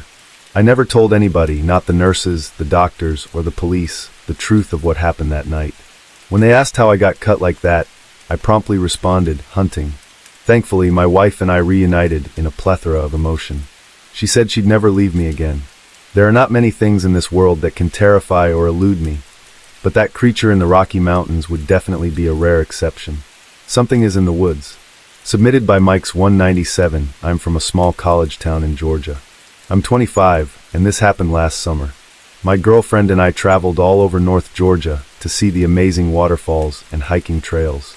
Let's call my girlfriend Erin. We were heading through the Chattahoochee National Forest near Helen, and we were heading to DeSoto Falls. My GPS was acting up. It led us down this off-road path that's meant for trucks and jeeps, and my girlfriend was not happy because her suspension kept bottoming out and hitting rocks under the car. I was glad I didn't bring my car because it's much lower than hers. The road was miles long into the Chattahoochee Forest, and she was sure that we went the wrong way, but we kept following the GPS. Her daughter Mia, who was 9, was crying silently in the back seat, afraid that we were lost. I assured her that we'd be okay. We had plenty of water and food, so I wasn't worried about that. But if she got a flat tire, we didn't have a spare, so that I did kind of worry about. Not to mention, I couldn't find the trail ahead, and I didn't want to say it out loud. We found a gravel parking lot and decided to hike the random path we came across. We were the only car there, but I think we were all just relieved that we had found something. We grabbed our backpacks and water bottles, and then we went off. Erin usually walks in front with Mia behind her, and I walk last, so Mia is always in sight. They both stop suddenly, and I say, "What's wrong?" She says they need to use the bathroom. They quickly sprinted ahead, and I was trying to keep up, but all the added weight from the backpacks was a challenge. They went behind a huge boulder to do their business, while I sat there out of breath. Soon we proceeded and noticed quickly that this trail hadn't been maintained very well. There were several trees that had fallen onto the path, and there was trash like food wrappers and canned food emptied along the path. But still we proceeded. I noticed that the two of them kept looking around us, as if they were worried or saw something. Both of them were just acting weird the whole walk, but I thought, hey, it's their first secluded hike, maybe they're just paranoid. When we reached 3 miles in, it began to get cloudy and dark, so we turned around and began to rush back. Once we made it back to the car, it was almost pitch black out. I had to pee, so I went back to the trail to find a tree to go to. But while walking back, I saw something. A broken trail sign, saying trail closed. I came back to the car, and they were discussing something among themselves, so I asked about it, deciding that I'd tell them that we went on a closed trail after I got the information. They said that they heard something growling coming from the trail after I'd gone back to pee. But I hadn't heard anything or seen anything when I was out there. They were freaking out and wanted to leave, and I just didn't understand why. I assumed it was probably just some raccoon or something, maybe a wild dog. While driving back on that crazy path down the mountain, it was pouring rain, and the car almost got stuck on certain parts of the path. As I drove, Erin was explaining to me why they were acting funny on the trail earlier. Apparently, they had been seeing something along the path. They felt like they were being watched, and every time they'd scan around, they would see something out of the corner of their eyes. They said they knew something was out there. Mia said she heard more growling, and then Erin agreed, saying she thought she was the only one hearing it. I was confused and upset because they didn't tell me none of this earlier. Erin is the super protective type and is always cautious. She explained that she felt like she was drawn to go deeper and deeper down the trail, but she didn't listen to her gut feeling to head back. As she explained this to me, I found myself looking into each of the side mirrors. I soon felt overwhelmed by the same feeling. Something was watching us. Something was following us. I knew this because I saw something moving beside the car outside. We were driving down a muddy off-road trail in a tiny sedan that couldn't handle it unless we drove extremely slow. As such, we probably could have walked faster down the mountain than we were driving, but it was just safer in the car, especially considering what I was looking at. Whatever it was black as the night. It walked like a dog and was shaped like a dog, but it was about 1.5 times bigger than a full-grown bear. It was as big as the car itself, but it easily hunkered itself down below the windows, trying not to be seen. I wanted to drive faster, but I didn't want to wreck the car and be stranded there with that thing prowling. I told the girls to be quiet and to not look outside, but that's just a long-winded way to get someone to panic and to do the opposite of what you just said. Immediately, Mia looks out her window, right at the thing. She screams when it looks back at her. I watch in horror, barely paying attention to the path, as the creature opens its mouth to reveal plain yellow teeth that are a stark contrast to its dark body. Then, for some reason or another, to my relief, it takes off to the side of the trail and disappears in the trees. Was it curious? Was it offended by us invading its territory? Why was the trail really closed?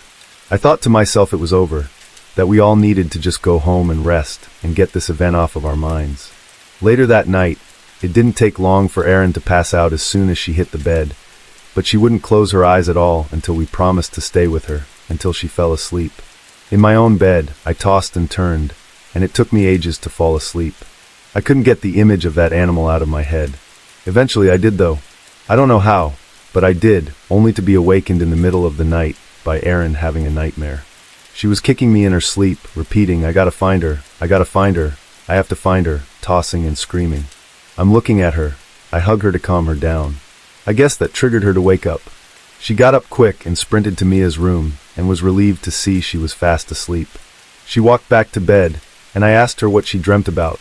She said a blurry black figure took her daughter. She was running, looking for her in the dark woods, and then heard something growling, chasing her, trying to get her. Ever since then, after every hike we go on, she has a nightmare like clockwork the same night. Nowadays, I carry a firearm when we go on trails, and I make sure to only go on hikes when there's plenty of other people around. I don't know what we encountered that day, but what it made us feel, I think it was something supernatural, something we don't need to be dealing with. Devil Beast submitted by Christina. Where we live isn't a town, really, just a holler in a valley. There are maybe 25 or 30 other people that live here. The closest actual town to us is nearly an hour away, and there are mountains all around us. It's a truly beautiful place, but this holler has a violent history. There was once a coal company camp here, and it was a booming one. Back in those days, they used a massive furnace as power to pull the carts from the mines, and if someone died and nobody claimed the body, they just put it in the massive furnace and went back to work.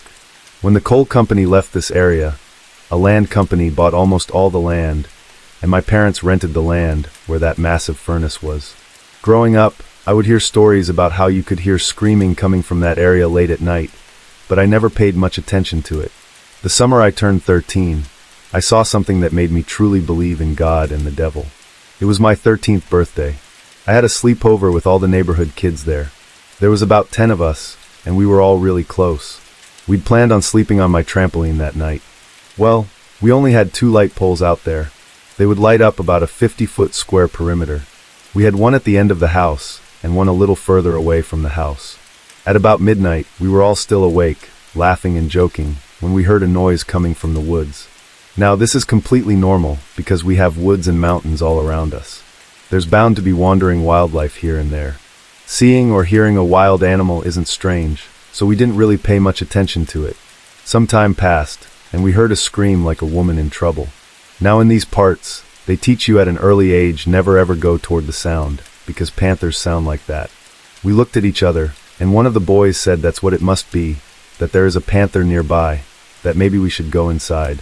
So we were about to get off the trampoline, when something stepped into the light that was farther out from the house. It was unlike anything any of us had ever seen. It had the body of a bear, with huge black claws. But when it turned its face towards us, we could tell that it wasn't a bear at all. The face on this thing was badly deformed. Its teeth hung well out of its mouth, and its eyes were these glowing yellow embers. It looked right at us and screamed. I think we were all too shocked to move, until the creature turned completely around, and I swear to God it smiled at us. We all bolted off that trampoline, and were fighting each other for our lives to get into the house. I'd never been so scared in my entire life. At the panic and chaos, my mom asked us what was going on. My dad rushed out of his room. We explained to them what had just happened. My mom and dad looked at each other, and my mom spoke first. She said that her grandma had told of a devil beast that wandered these mountains, but nobody had ever seen it.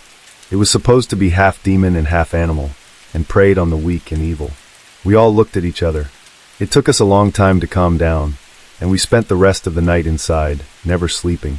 The next day, when everyone went home, I showed my dad where I'd seen the thing, and on the pole where the light was, we found massive claw marks 7 feet off the ground.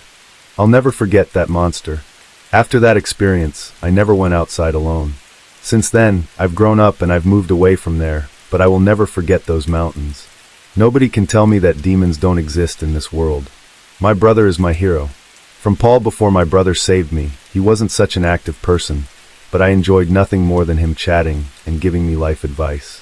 Just a little bit about him. He was a Marine, a big-shot finance guy, drank a lot of whiskey, and a general tough guy. I wouldn't want to fight him, even though he had to use a cane towards the end. I can always tell if I should date a boy based on how much fear is in their eyes, while I gleefully introduce them to my brother. Only one has made the cut so far. The others usually end up making some excuse as to why they don't want to come to my family outings with me, but based on that look, I always knew. Some girls would have been offended by that a family member would make boys run away, but not me. I always knew he could just tell. My brother could just tell when people had the best interests in mind or not. He loved me unconditionally, and from what I could tell about other people with siblings, this isn't a very common thing. Nothing and no one has ever had a chance to hurt me, and I owe that to him. He has recently passed on, but I know I should tell this story in his honor. He and I used to love to go camping and hiking together. I would do anything with him considering he was 10 years my elder, and I felt that he had a lot to show me. One time we decided to do a semi-large part of the Appalachian Trail, nearest our New York home at the time. Most of the trail at the time was off limits due to the weather, but we planned to do 12 miles in a single day. It was great for 12-year-old me that he allowed me to go with him, even though he knew it would take a much longer time. I was overjoyed. We talked, we laughed, I laid out all my problems in the open, and he, without hesitation or really trying to think about it, sorted them out and put everything into a different and more convenient perspective. Everything was going great on this trip until I felt his hand on my back tugging on my pack. He didn't say anything, but I could tell that something was wrong. He usually wouldn't do something like that without saying anything. When I looked at him, I saw him looking off into the distance. I followed his gaze over to what he was looking at. I then whispered, "Is that what I think?" He whispered back. The dark figure heard us and turned. My brother then said, "Don't run, just get behind me." I only got a glance of it. It wasn't until I approached it that I knew what I saw wasn't what I thought it was. My brother was 6 feet 4 inches, and I knew something bad was about to go down when he unstrapped his large hunting knife from behind him, then stood in what I can only describe as a boxing-style stance. The creature approached us. My first thought of it being a bear was entirely wrong. It wasn't even something I'd ever seen on TV. It wasn't something I'd ever heard of. It wasn't something I would even think could exist. It stood over my brother, and I got a good look of its face. It had massive teeth, soulless dead eyes, its shoulders were far too broad, and it seemed to be intent on hurting us. My brother never broke eye contact, and his head began tilting higher and higher as this thing came closer. He was screaming at it, trying to scare it away to no effect. He knew he had to play aggressive, and it took me a second to realize that he was actually yelling at me. Instructions. He was telling me that when he swings his knife, I had better run the other way and get in the truck. He said that his keys were in his pocket, and that I needed to reach for them. When I got there, I was to hold the horn down until he came. Finally, he said to not look back. I didn't question it for a second, but it did hit me quite hard. He was cursing at me, and I'd never heard him say words like that before. But I obeyed him. I reached into his pocket and got the keys. Then I was ready to run. He didn't swing the knife until the thing was within a few feet from him, and that's when I got the best look at it. It was a hulking creature, more than twice the size of my brother in every way, width, height, weight. Its muscles were rippling across its body. I almost began to cry, but I swallowed it down. Suddenly, I saw my brother pull back the knife and begin to launch himself at it. I turned and ran. Behind me, I heard angry screams and cursing and growling. But the only thing I can really remember was my brother screaming with more ferocity than I knew he was capable of. I did just as he told me. I ran to the truck. I screamed for help all the way there. I honked the horn the moment I got inside. It caught the attention of a few different families, and they in turn got the rangers to come check out the situation. Later on, I was at the hospital crying my eyes out. They told me my brother and I needed to give a statement, and they brought me to his room. He was an absolute mess. For tubes everywhere, red fluid on the floor, scrapes and deep gashes all over his body, and one eye. I couldn't tell if it was gone or just really badly bruised. They asked us what happened.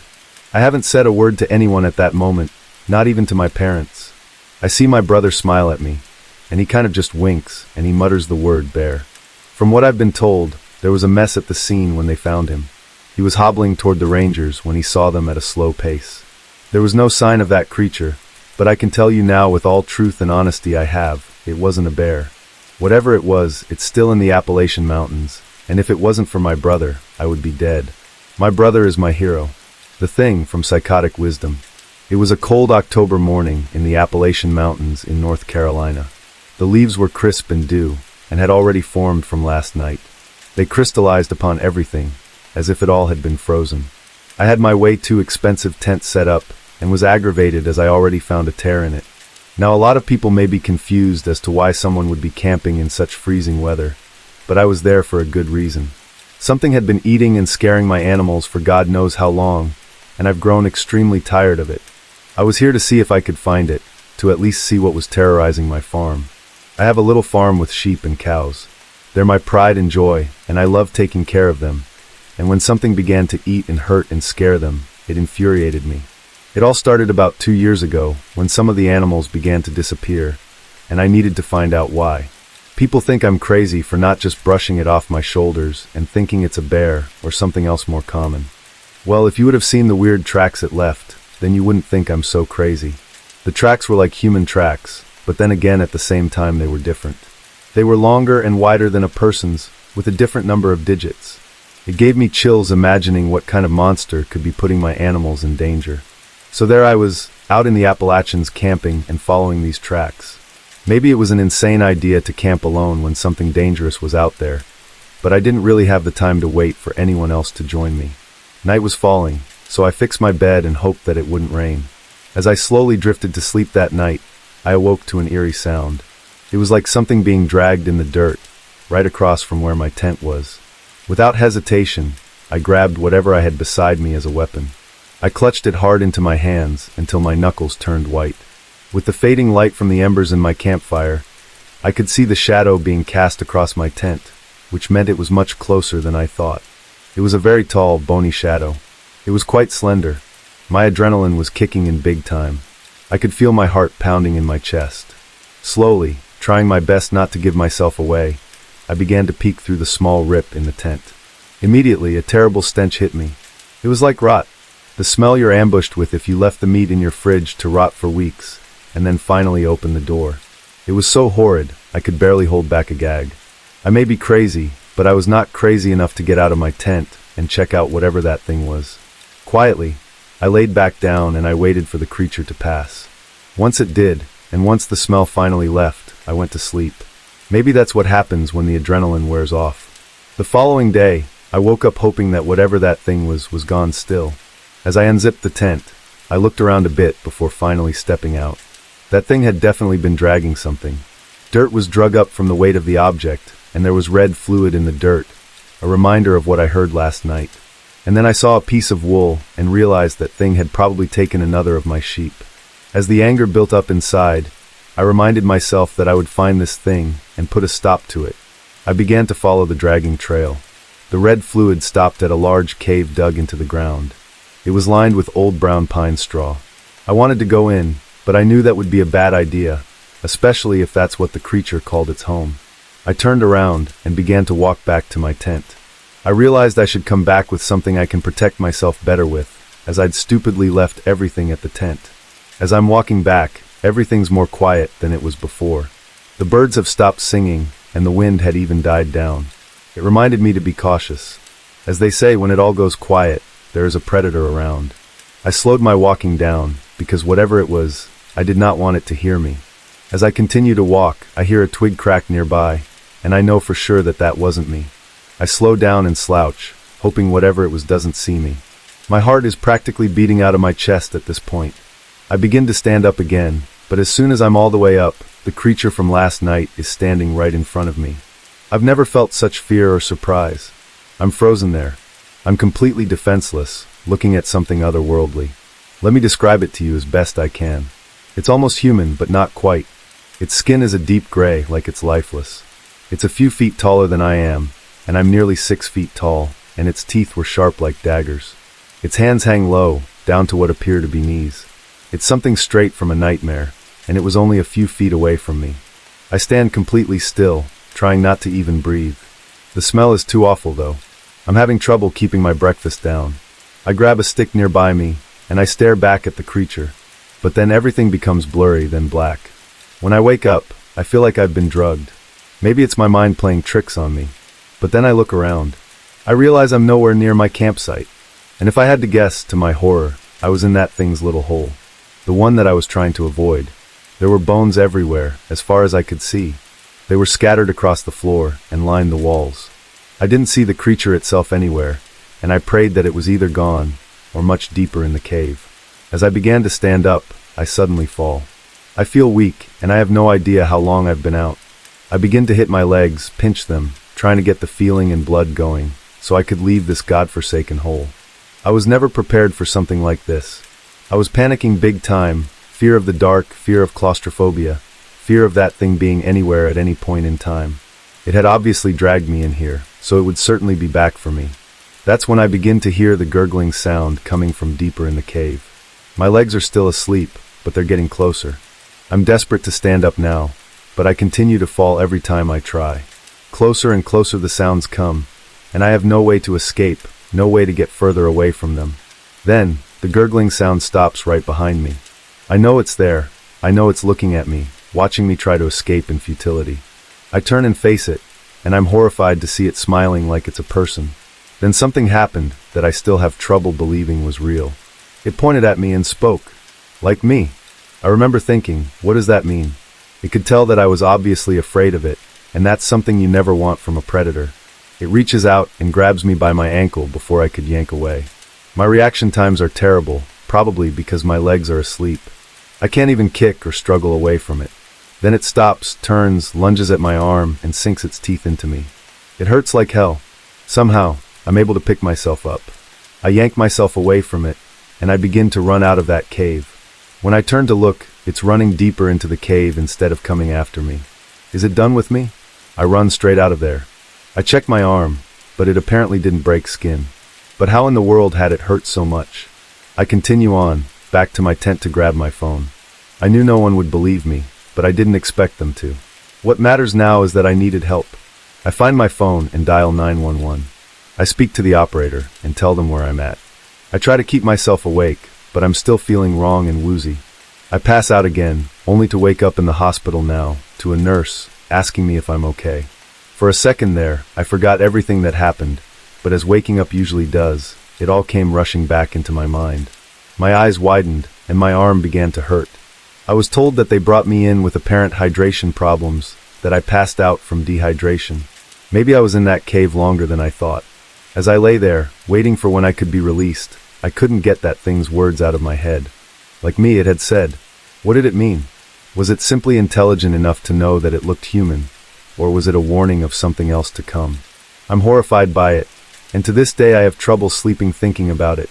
I keep an eye out on my animals still, but for some reason, the attacks have stopped, and I haven't seen the creature since. Still, I wish I had never stepped out into those woods. Our last story today comes from an episode on January 20th about 10 humanoid sightings. It is the only other Appalachian Mountain story I could find, and it was the last story in that video, so I figured it'd be a good fit here. I hope you enjoy it. The lightning figure from Ferrum Broody. I was 13 years old, and I took a ride with my grandmother down to the cove off the backside of Wythe County outside of Scrooge's, where the Walmart and theater are at now. We were riding in her blue Ford Taurus to pick up my great-aunt Alice from her place. It was cold, it was the evening, and it was raining as well. The lightning was illuminating the clouds overhead. I was never frightened by weather or thunder and lightning. It's a common thing you find in Southwest Virginia. We had pulled into the family farmland after pulling off the back road. The path to the farm was dirt and gravel and muddy as well. It sat back on the hollow of two peaks behind it. As we pulled up, my grandmother turned off the car and waited with me inside for Aunt Alice to come out. I was bored, and like any curious teenager, I looked out the back passenger window. I was just trying to pass the time and let my mind wander. I had just been getting over my other grandmother's passing, so I felt a good way to get over that was to spend time with my only remaining grandmother. As I was looking across the road, I noticed the thunder and lightning become both more illuminating and intense as well. My grandmother leaned close to comfort me. "Don't worry, Tim. She should be out soon, and we'll be on our way then." For a brief moment, I felt comforted, but as I looked closer to the hilltop across the road, I noticed something strange. What appeared at first as a midnight blue soon changed to a slight Royal Navy blue color. I panicked and screamed for my grandma. Quickly, she snapped to attention and looked out the window. She looked and saw nothing to worry about and reassured me. She said she was right there and nothing bad was going to happen. I took this to heart. Soon enough, Aunt Alice showed up with an umbrella and cane. She was hunched over in her fragile state. She walked her way out with that fiery spirit of hers, and she climbed into the car. Aunt Alice greeted me and patted me on the head. The two decided we would wait in the car for the rain to pass, if possible, before departing to go to her home back in town. 20 minutes had passed since my aunt got in the car, and again my mind began to wander. I was now just looking up at the hilltop nearby. Once again, the sky lit up like it did that last time, freaking me out, and my grandmother said it was nothing to worry about once more. But suddenly, after my grandma looked out of her window, she shouted, "Alice, look." All of us turned toward the ridgetop. At first, I thought it was lightning, but it was in a ball sort of shape. It had a greenish-blue haze about it, but once the haze faded around it, it began to swell and pulse until at that point, the outline took a shape. I began to choke with fright, not sure what I was looking at, but at the same time, I was in awe. All my great-aunt and my grandmother could do was pause and glance at each other, then look back up to the ridge. The figure walked in a pace almost tense, anxious, yet determined. It startled me. Lightning is energy. It doesn't take form like a person, and it doesn't have intelligence. I saw my Aunt Alice grab her Bible, and the two prayed, and I joined them. From that point, the figure vanished. My aunt and grandma both decided, with this tense moment gone, it was time we left. As she started the car and pulled out, we went down the hill and toward the gate. I quickly got out to open it, then close it, after the car pulled through. Then I rushed back in and hopped inside. We would drive further down the old road, talking about what we saw. Little did we know that it wasn't over.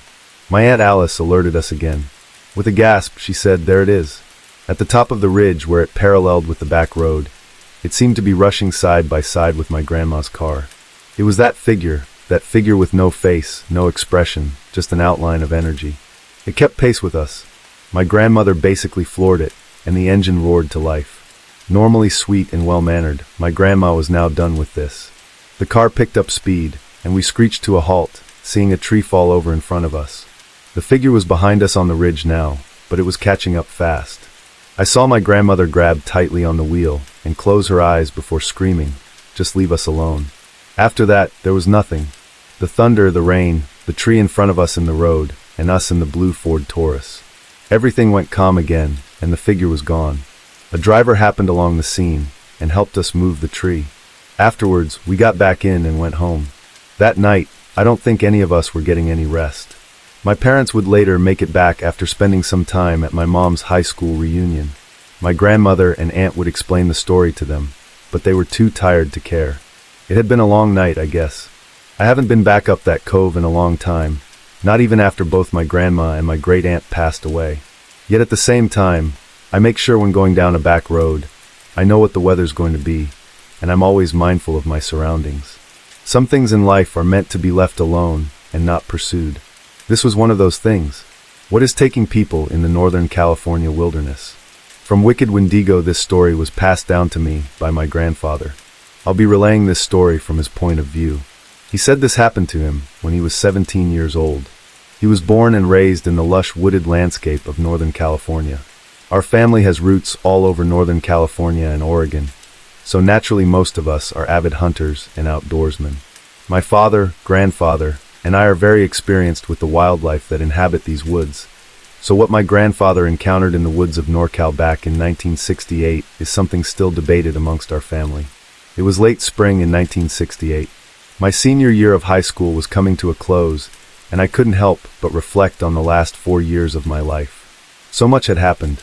My childhood best friend, Greg, had gone missing on a hunting trip 2 years prior. No evidence had been found that could help determine what had happened to him.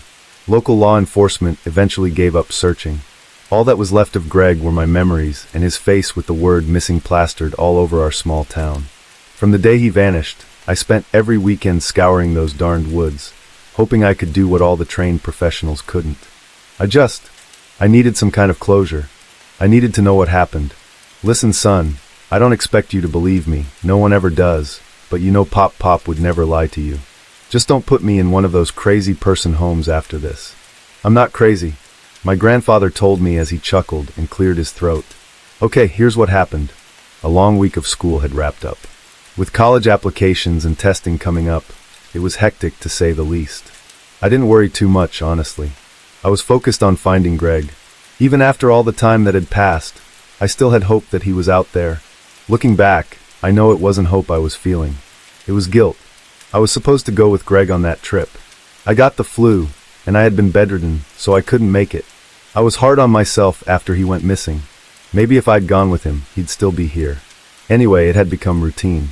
I'd done this so many times before that it became normal, almost like brushing my teeth every morning.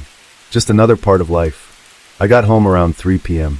I told your great pop where I was going, and when I'd be back, before taking off in my old 57 Chevy pickup. I was heading to the popular local trailhead. This is where most of the locals started hunting and camping trips. The same place I went every weekend. It was the same place Greg entered and never returned. I arrived, threw my pack over my shoulder, and started the long hike up the mountain. The hike up to the camping spot was roughly 2 miles. I arrived at around 6 p.m. I made camp. I unfolded my worn map, filled with red circles and X's, taunting me with all my past failures to locate Greg. I sighed and circled the new location I would be searching. It was a 12-mile hike around the east side of the mountain. The landscape was dense and thick there, but nothing too crazy. I'd hiked the worst areas before. I started a fire and warmed up a can of beans I had in my pack. I let the fire die down over the next couple of hours before I climbed into my sleeping bag, and I fell asleep. The familiar sounds of crickets and bullfrogs acted as a soothing lullaby. That night, I had a dream of Greg. Even though finding him was a main part of my life, not once had I had a dream of him. I remember I could see nothing but pitch black. I could hear the sound of trees rustling during a rough windstorm. Then, suddenly, a small light appeared in front of me. It was flickering yellow and red as I walked towards it. I reached the light, and I could see Greg's face illuminated by the flickering light. He held an old oil lantern above his head. I stopped roughly 5 feet in front of him. I tried to talk, but no words came out. He slowly started to shake his head back and forth, and then he began to decay in front of my eyes, flesh falling from his skull like ice melting on a hot June day. Greg began to violently shake his head faster and faster in the same back and forth motion until he suddenly stopped, with nothing left but small patches of flesh and skin dangling from his skull. He said in a hushed tone, "I'm safe." I jerked awake with my body drenched in sweat. I felt sick. In that moment, I had no desire to continue my search. I wanted to go home. I wanted to hide under my bed and curl into a ball. I was terrified. I quickly crawled a few feet from my sleeping bag, and I began to vomit. I then sat up against a nearby oak tree, and I began to quietly sob into my knees. After a few minutes, I opened my eyes, and I was met with my necklace dangling from my neck. It was a 1943 silver penny on a dog tag chain. Greg and I found a pair of these matching pennies one day at the local supermarket. We drilled holes into the top of them and wore them as a type of memento to our friendship. This reinstated my overwhelming desire to find him. I knew I owed it to my friend to find out what happened. So I stood up with the morning sun peeking through the tree canopy, and I got ready to start my hike. It was around 11 a.m. when I started the hike up to the east side of the mountain. I had never been on this trail before. This side of the mountain was very dense. Prior to this, I had searched all of the southern and western sides of the mountain. I just knew I was getting close to finding answers. Those woods held the secrets of what happened to my friend. I just had to search every inch of that cursed place to find them. I stopped to rest and rehydrate around halfway up the trail. I sat on a large boulder facing the direction I'd come from. I took a sip from my canteen when I heard a loud, guttural scream from behind me. It was far away, but I felt uneasy seeing as it came from the direction I was heading to. I told myself it was a mountain lion, and that I needed to stay vigilant. All I had on me was a large buck knife for protection. I stood up and began hiking again when I heard the scream once more. It was a bit closer this time, but still fairly far away. I stopped walking to listen. My anxiety grew and Greg's words just kept echoing in my mind. No, not safe. I took a deep breath and continued on. I couldn't stop. I reached the 8-mile mark around 4 p.m. I'd been hiking for 5 hours, and I needed to start heading back to make camp before dark. I walked around the area to scout a camping spot for next weekend. As I still had 4 miles of this trail left to search, finding an adequate spot, I stopped and leaned against a nearby tree and began to unfold my map when I heard something unbelievable. Now listen, this is the part where stuff gets crazy, so listen closely and save your snarky remarks and eye rolls for the end. My grandfather said to me. I chuckled and leaned in, now fully invested. My grandfather's face went serious and he began again. Something called my name. Tommy. It was Greg's voice. I jolted around quickly to the direction I'd heard it. my eyes frantically scanning from tree to tree trying to locate the source. My eyes filled up with tears as my brain was attempting to rationalize what I heard. Then I heard it again, but this time from behind me. "Tommy." I turned around and was instantly met with a sharp pain on the right side of my head. I fell to the forest floor. My vision started to fade in and out until all I saw was black. As he told this story, tears started to well up in my grandfather's eyes. I knew he was serious. I'd honestly never seen him so worked up. "Okay, I just need a moment to calm down before I continue." He took a minute to regain himself and began again talking with a shaky voice. I don't know how long I was unconscious, but when I awoke I was met with pitch black dark. The wound on my head throbbed with pain. It was tender to the touch. I touched my face and realized dried blood was running down the side of it and along my neck. I sat up and attempted to adjust my eyes to the dark. I was hit with an overwhelming smell of blood with an underlying hint of sulfur. I scanned my surroundings, looking for anything that wasn't darkness. I spotted something to my right. It was dull blue light accompanied by a faint flicker of yellow and red. Deja vu hit me hard. I remembered my dream from the night before. Surely I wasn't dreaming. The pain I felt was very real. I struggled to stand. Once on my feet, I fell to my right and hit a rocky surface. It was apparent now that I was in a cave. My anxiety heightened as no maps of the area showed caves. I put all these thoughts in the back of my mind. I had one goal at this point: getting out of the cave. I made my way towards the light, using the cave wall to help balance myself. I could not put much pressure on my right ankle. Blood was slowly dripping from my right pad leg, but I pressed on. I could see the light more clearly now. It was coming from the mouth of the cave. I could even see the dull blue moonlight shining brightly with the occasional yellow and red flicker peeking from the bottom of the cave mouth. As I reached the cave mouth, I slowly stumbled out onto a cliffside edge overlooking a small valley. I could make out the mountain I'd been hiking in the distance in front of me. I was shocked. How in the world did I get here? I looked down into the valley and noticed a large bonfire with a tent near it. That explained the flicker from before. I could see two men lying on the ground. I assumed they had gotten pretty intoxicated and fell asleep outside. I turned to find a way down the ledge and into the valley. I needed to get down there and get some help. I found a small trail that led down the cliffside, but something caught my eyes as I scanned the ledge. Personal belongings were scattered across the ground, leading into the cave. Torn shirts, old shoes, tent poles, even a child's teddy bear. I felt uneasy seeing all these intimate items just lying around. Then my eye caught something reflecting the moonlight. I walked over and picked up a dog tag chain from the dirt. My heart was pounding. I could hear it in my ears. With my hands shaking, I ran my fingers across the chain until I found something round at the end. Then I reached for my necklace. It was still around my neck.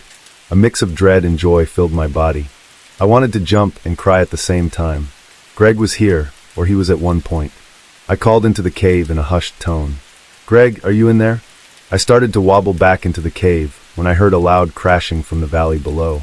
I placed my back to the ledge and crouched down as to not be seen. I scanned the treelines surrounding the camp when I saw movement. I watched in horror as a long, lanky, gray arm sporting for bony fingers slowly emerged from the treeline. It grabbed the right leg of one of the men and slowly dragged him into the surrounding brush. I couldn't believe what I was witnessing. Suddenly, everything made sense. My dream, Greg's warning, how I was knocked unconscious and ended up in a cave. I had no idea what that thing was, but I knew it would be back. I shoved Greg's necklace into my pocket and made my way down the cliffside trail as quickly and quietly as possible. With adrenaline pumping, I made my way to the treeline towards the mountain. As I reached the treeline, I turned back to the bonfire, still burning brightly. It was roughly a football field to my left. I noticed the second man was gone. I could only assume the creature had already come back for him. I then looked back up the cliff to the cave mouth, and in the moonlight I saw it. A tall, gray mass moving up the cliffside trail, the one I had just come down. I saw its two arms, longer than the creature itself, dragging behind it, clutching two dark masses. I could only assume it was the two men from the camp. I quickly ducked into a bush and watched as it disappeared into the cave. I wasted no time. As soon as it was out of sight, I made my way towards the mountain. I stopped every few minutes to make sure I wasn't followed. Eventually, I found a familiar trail. I was so tired, I went off the trail and laid under a fallen oak. I fell asleep rather quickly. I awoke to the sounds of birds chirping and the sunshine blinding me. I sat up still attempting to process what I saw. My ankle was in a lot of pain. I pulled up my pad leg to reveal 4 purple bruises with dime-width holes at the end of each bruise. The bruises wrapped around my calf and ankle. They matched the long fingers I saw grab the men that night before. I reached into my pocket and pulled out Greg's necklace. I now knew what happened to my best friend. Whatever that thing was, it took him, and it almost took me. Judging by the items I saw at the entrance to its home, it had taken many others as well. I made my way up the trail and eventually back to my truck. When I arrived back home, I told your great Pop that I had a run-in with a small black bear. We went to the hospital to get my head and leg checked out. I knew that lie was the only way I would stay out of a mental institution. You couldn't just go around claiming to see those types of things back then. Regardless, I finally had closure and a newfound respect for the unknown. I don't know what it was that took my friend, but I know I never returned to those woods. I graduated high school, and eventually I moved here and met your grandma. As my grandfather wiped tears from his eyes, he reached into the collar of his polo shirt. He pulled out an old, slightly rusted dog tag chain necklace, with 2 silver 1943 pennies dangling from the end. He smiled, tucking them back into his shirt. He looked me dead in the eyes and said, "Son, some things are better left alone." It was born with me. From Jake W. I'd like to preface this by saying I'm still quite a young guy, being sub-20. I'm definitely not a writer or creative enough to come up with some scary story, but I do ask that you believe me when I tell you that everything in this story is true. Now, it all started when I was born 16 years ago. I live in a very small town in southern Utah, so small that unless you really go looking, you won't find it on any map. Ever since I was young, I've had a very strange connection with the paranormal. When I was an infant, I would lie on my back and look in the sky, tracing figures with my fingers. My grandfather was a pastor, and he thought I was communicating with angels. He was wrong. Fast forward to when I was just figuring out how to talk. Still a very limited vocabulary, but enough to get my point across. My family and I were riding in the mountains, specifically a small mountain range known as the Bald Ridges, because a plane crashed there and burned all the trees on the mountain. When we were driving on the dirt road back, I was sitting on my mom's lap, when all of a sudden, I started screaming, "Mommy! Mommy, make him stop laughing." My brother pulls over to the side of the road, then speeds off, claiming that when he stopped, he heard footsteps outside his driver's side door. Obviously, I do not remember this firsthand due to my age, but everyone in my family tells it the same way. They even went back to the road the next day.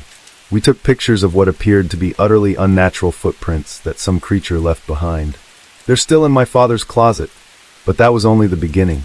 Strange occurrences continued to surround me. One evening, while my family was sitting in the living room watching TV, I started mumbling, "Where's Dorothy?" My mother figured I had an imaginary friend or something of the sort, but my dad's face flushed pale.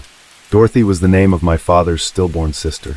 He never talked about it, as he was young when it happened. No one in our family even knew about it. So how had I?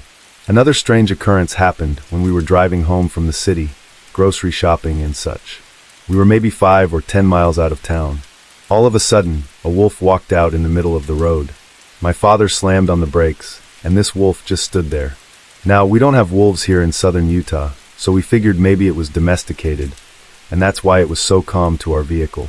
But something was off. Then I swear to God, it smiled. It looked right at me and smiled. Then it casually walked off the side of the road into the darkness. There are too many encounters to name and talk about, but the final and the most important happened one night before my brother died.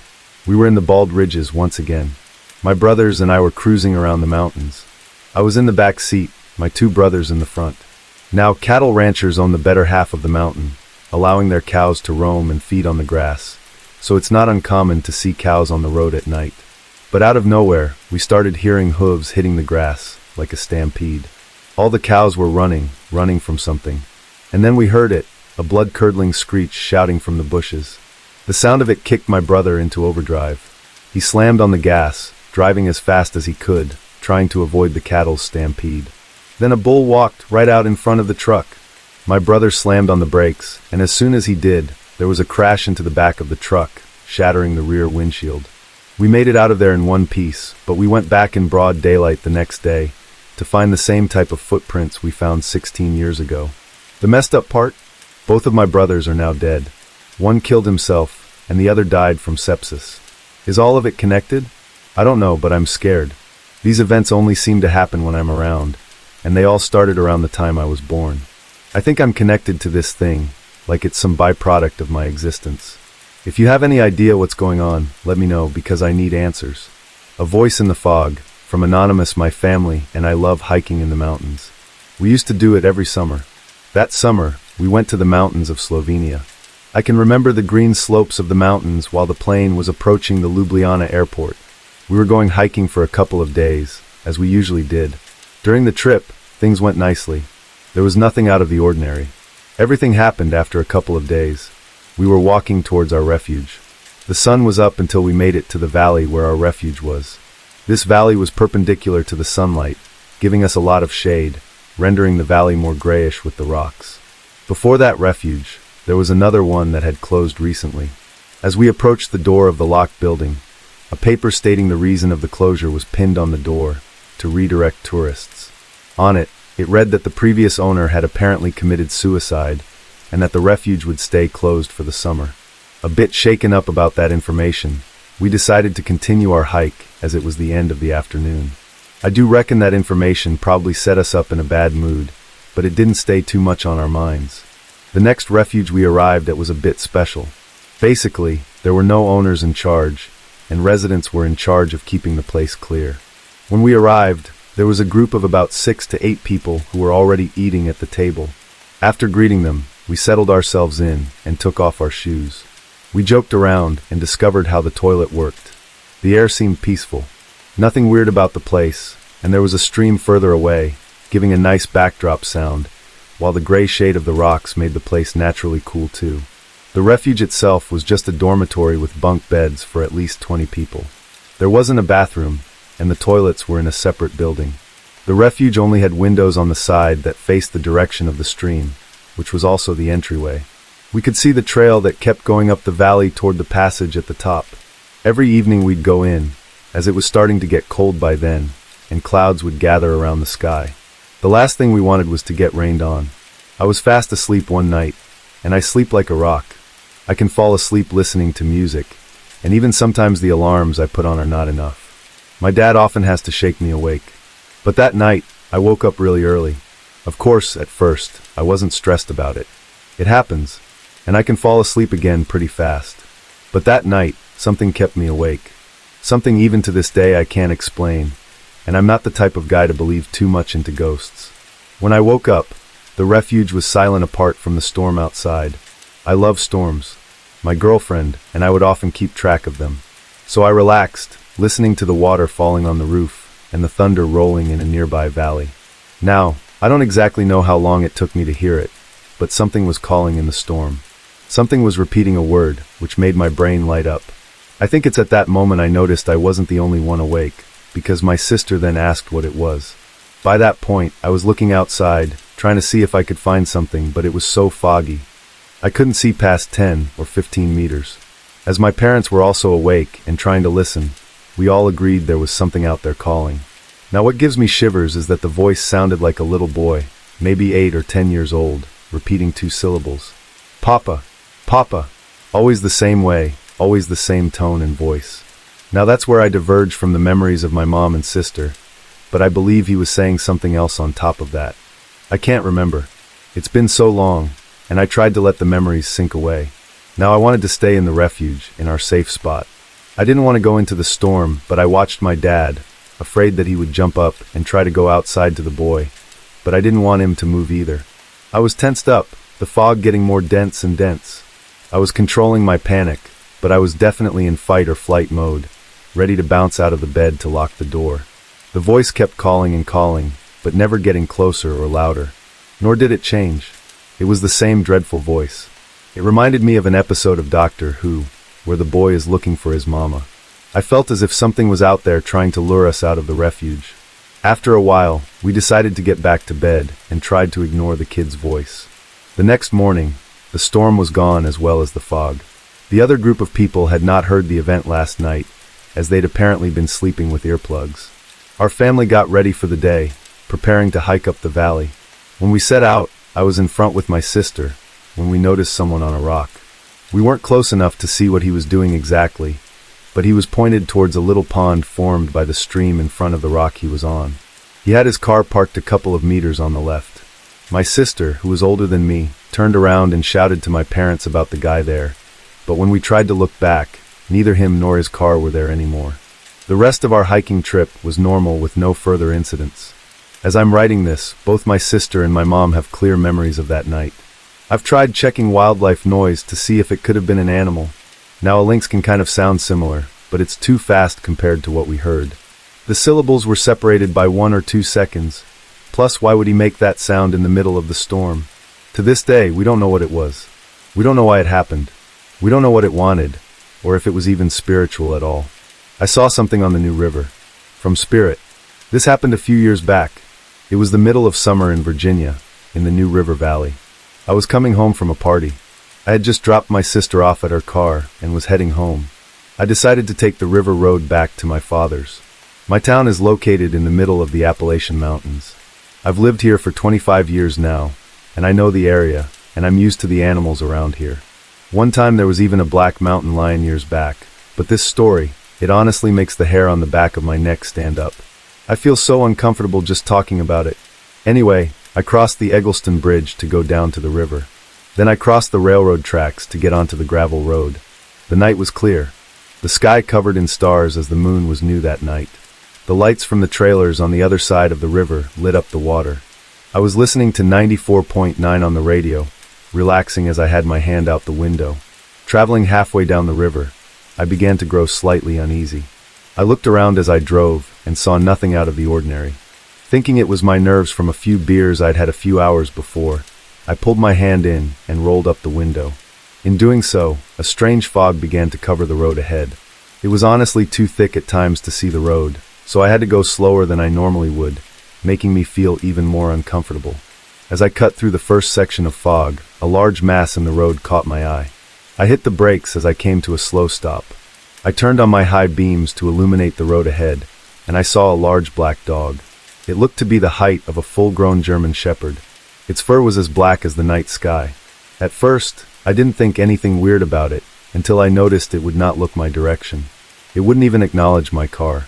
Slightly annoyed, I honked my horn at it. As I did, it moved into the brush closest to the water. I kept on driving, feeling a bit freaked out, but not necessarily scared. I was thinking it was someone's dog that got loose or was free roaming. In the middle of the mountains, a lot of people don't chain up their dogs. As I passed where the dog had disappeared to, I couldn't help but feel like it was there watching me drive by. I paid this feeling no mind. I believed I was just trying to scare myself over nothing. That was until I made it to the end of the road. Now, at the end of the river road is a small tunnel you have to blow your horn at, so people know you're coming. And with that fog, I thought it would be best to flick my lights too, just in case someone was racing down the road, jamming out.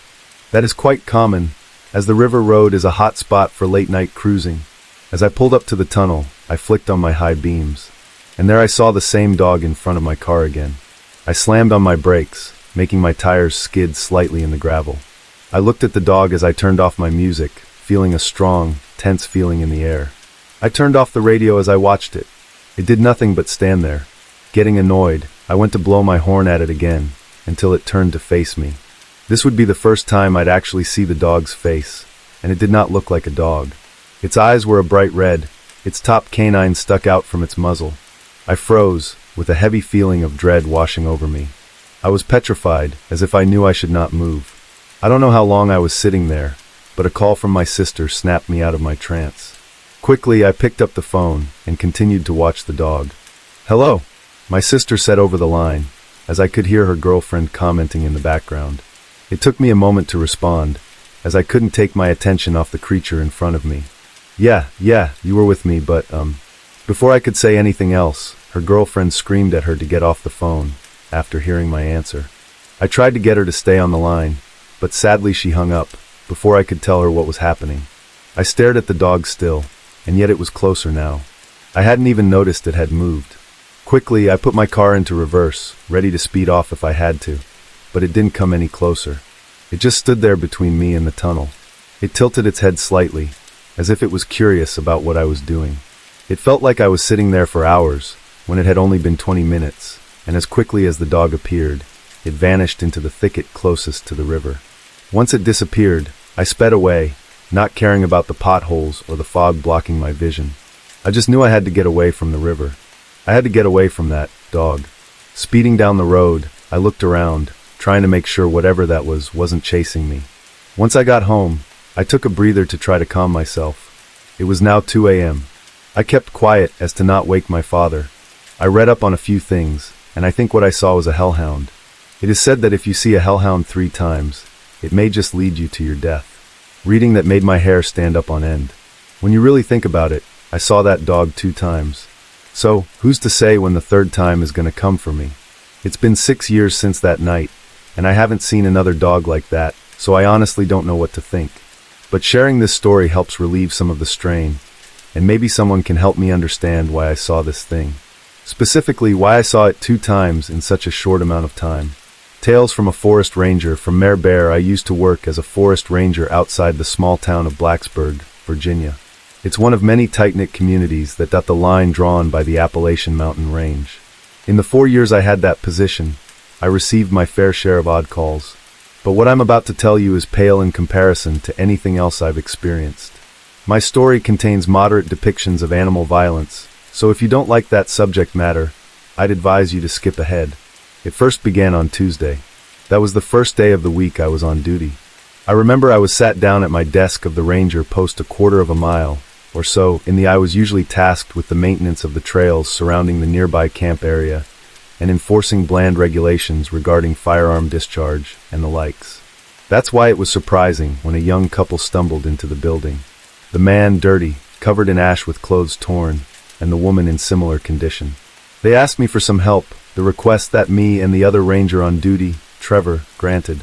We were confused as to why they came to the station, rather than calling either of us or emergency services to request first aid.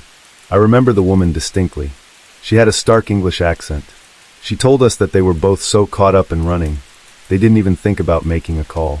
That made me and my partner raise an eyebrow. But we let them continue as we disinfected their wounds and applied rather amateur bandaging. As she alleged, they were on a hike away from camp when they were attacked by what they described as a walking tree. I was as confused as you probably are now. I think I laughed a little as I heard what she said. Trevor was the first to try to place a realistic lens over their story. You ran into a tree? No, it attacked us. It was moving. The woman was very passionate as she argued, but her boyfriend calmed her down a little after he saw the subtle looks of disbelief we wore. My only supposition at the time was that they maybe ran into a thicket of brambles without realizing it. Their wounds were very real though. It appeared to have been inflicted by an animal of some kind. But there were no distinct bite or claw marks. I couldn't line it up with the typical predatory wildlife we saw around our area. Regardless, we let them file a report, if you could call it that. About an hour later, I escorted the couple back to their campsite and ensured they retrieved all their belongings safely. Something to note. These parks have communal camping areas. Generally, you pitch a tent in a circle all around a central clearing, where 6 or 7 other groups are situated. Oddly enough, though, we did see other people out and about, but not one came to ask what the issue was. If anything, they were quiet and tried to keep out of my way the best they could, juxtaposed to the usual happy and friendly campers I meet out there. Under normal circumstances, we would have investigated the area for the predatory animal that the couple was attacked by, to ensure there weren't any wildlife getting all too friendly with humans. However, they were so turned around, the best localization they could give us was a direction. Given that, and the ridiculous description of the assailant, we never followed up. The rest of Tuesday passed uneventfully, aside from me having to talk to an intoxicated fella who was urinating all too publicly. Fast forward to Wednesday. It's 11 or so in the morning, a decent chunk of time into my shift. Our outpost gets a call. An older male with a raspy voice informs us that this campsite is filled with deedees. He clarifies that there's a whole bunch of dead animals in and around his fire pit, before telling us, "Yeah, I know, a weird call." Fearing the worst, I headed down to the camp area, which happened to be the same one that the couple from yesterday was situated at. I arrived unsure of what to expect. I met the guy outside his RV. Lo and behold, all around us were dead animals. There were at least 15 of varying species. Rabbits, squirrels, birds too. As I recall, the biggest thing there was a coyote, which was taking his final sleep just outside the clearing. None of them had any visible injuries. What was odd, though, was the slight layer of soot that seemed to cover the coat of each animal, staining them an even shade of gray. I remember touching the coyote, only to find the ashy residue on my fingertips. I had to call in to administration. Obviously, something was very wrong here. I believe they told me they were dispatching a team to conduct a water test to check for contamination. In the meantime, we had to clear out all the other campers, including the guy who reported it. I remember one hippie type did really well. As I was telling him why he had to go, I offered that there was another campsite just a mile or so north. He told me something along the lines of, "Nah dude, I'm just gonna go back home. There's something real wrong with this place's mojo." Despite that campsite being closed, we still serviced the local trails. So I was back on duty the next day. It was almost entirely uneventful. We spent much of the early morning resorting our documents before it came time for my rounds. The walk from our station to the campground was boring, with no fresh litter to collect, given there were no people. When I finally got to the camp area, it struck me as lonely, almost like a ghost town. Since it was the first time in my career we had to close during a normally busy season, it felt very strange. I lapped the center of the camp area, not bothering to check out each individual site, before I headed back up another path, one that ran almost parallel to the one I came down. That's when I started to pick up a strange smell. It was like charcoal burning, but hotter, if that makes any sense. It almost stung to inhale. Since there weren't supposed to be any campers nearby, I decided to follow it. I seemed to be getting closer as I walked down the path, judging by smell alone. And the further I went, the more acidic the smell became. At that point, I had no clue what could have been producing it. I had to cover my face with a cloth in typical bandit fashion, though it helped very little. Maybe 600 yards down the path from the campground, I finally made it. It was this ball of what looked like wood, about a foot in diameter. It sat in front of me squarely in the middle of the path. Off of it came this silver smog, sifting 8 feet into the air before it dissipated. Getting closer, it began irritating my eyes. Noticing the thing was under direct sunlight, I gave it a hefty kick with my boot, causing it to roll a few feet down the path. What was very odd was as soon as it hit the shade, it instantly stopped smoking. It just sat there, a charred ball of wooden facsimile. But it wasn't wood. Wood doesn't burn in the sun, after all. I left it there on the path and walked back to the station. The smell faded pretty quick. Anyway, as soon as I got in, I grabbed Trevor. He set the station phone to forward to his cell phone. We both then grabbed shovels, going to find the object in hopes of burying it. Bad practice for both of us to leave the post, I know, but he was real curious to see what it was. Only as we arrived where I left it, the thing was gone. The only trace that remained was the slightest acidic tinge in the air, but no smoldering ball. It was pretty big, so whatever took it had to have been large itself. Thursday wrapped up with no further events. Then came Friday. Still waiting on the administration to clear the campsite fit for use again. It ran as slow as the day before. Nothing at all happened during the day. Right as I was clocking out, though, as the afternoon blended into the evening, a family came into our station. There was the mother, the father, and a little boy, maybe 9 years old. To be honest, I don't remember my conversation with them nearly as well as with the couple from before, but to sum it up, they told me that they had been walking their dog on a nearby trail maybe an hour earlier, before it took off barking at something in the woods. They kept stressing how it never behaved like that, and they were eager to find it considering how low the sun was getting. So I agreed to help. Trevor said he'd follow up with me after the late shift arrived at the post. They told me they lost him about a quarter mile or so from the station. Yet again, I found myself walking back to the same campsite. After asking if he responded to a name, they told me he did. I think it was Rufus or Roger or some other generic canine title. I think the mother and the kid split off in one direction towards the station, while me and the dad went the other way toward the campsite. We called the dog's name every 15 seconds or so, and as a pet owner, my heart sank a little every time there was no response. The father got serious with me and asked how likely it was he'd run into a predatory animal out here. He told me the dog was a big Alaskan Malamute, and I told him that a mountain lion probably wouldn't mess with a dog like that unless it was protecting its young. I remember mentioning that a bear could take it on, but he doubted the dog would be stupid enough to challenge a bear. Regardless, bears really weren't too frequent at the base of the mountains.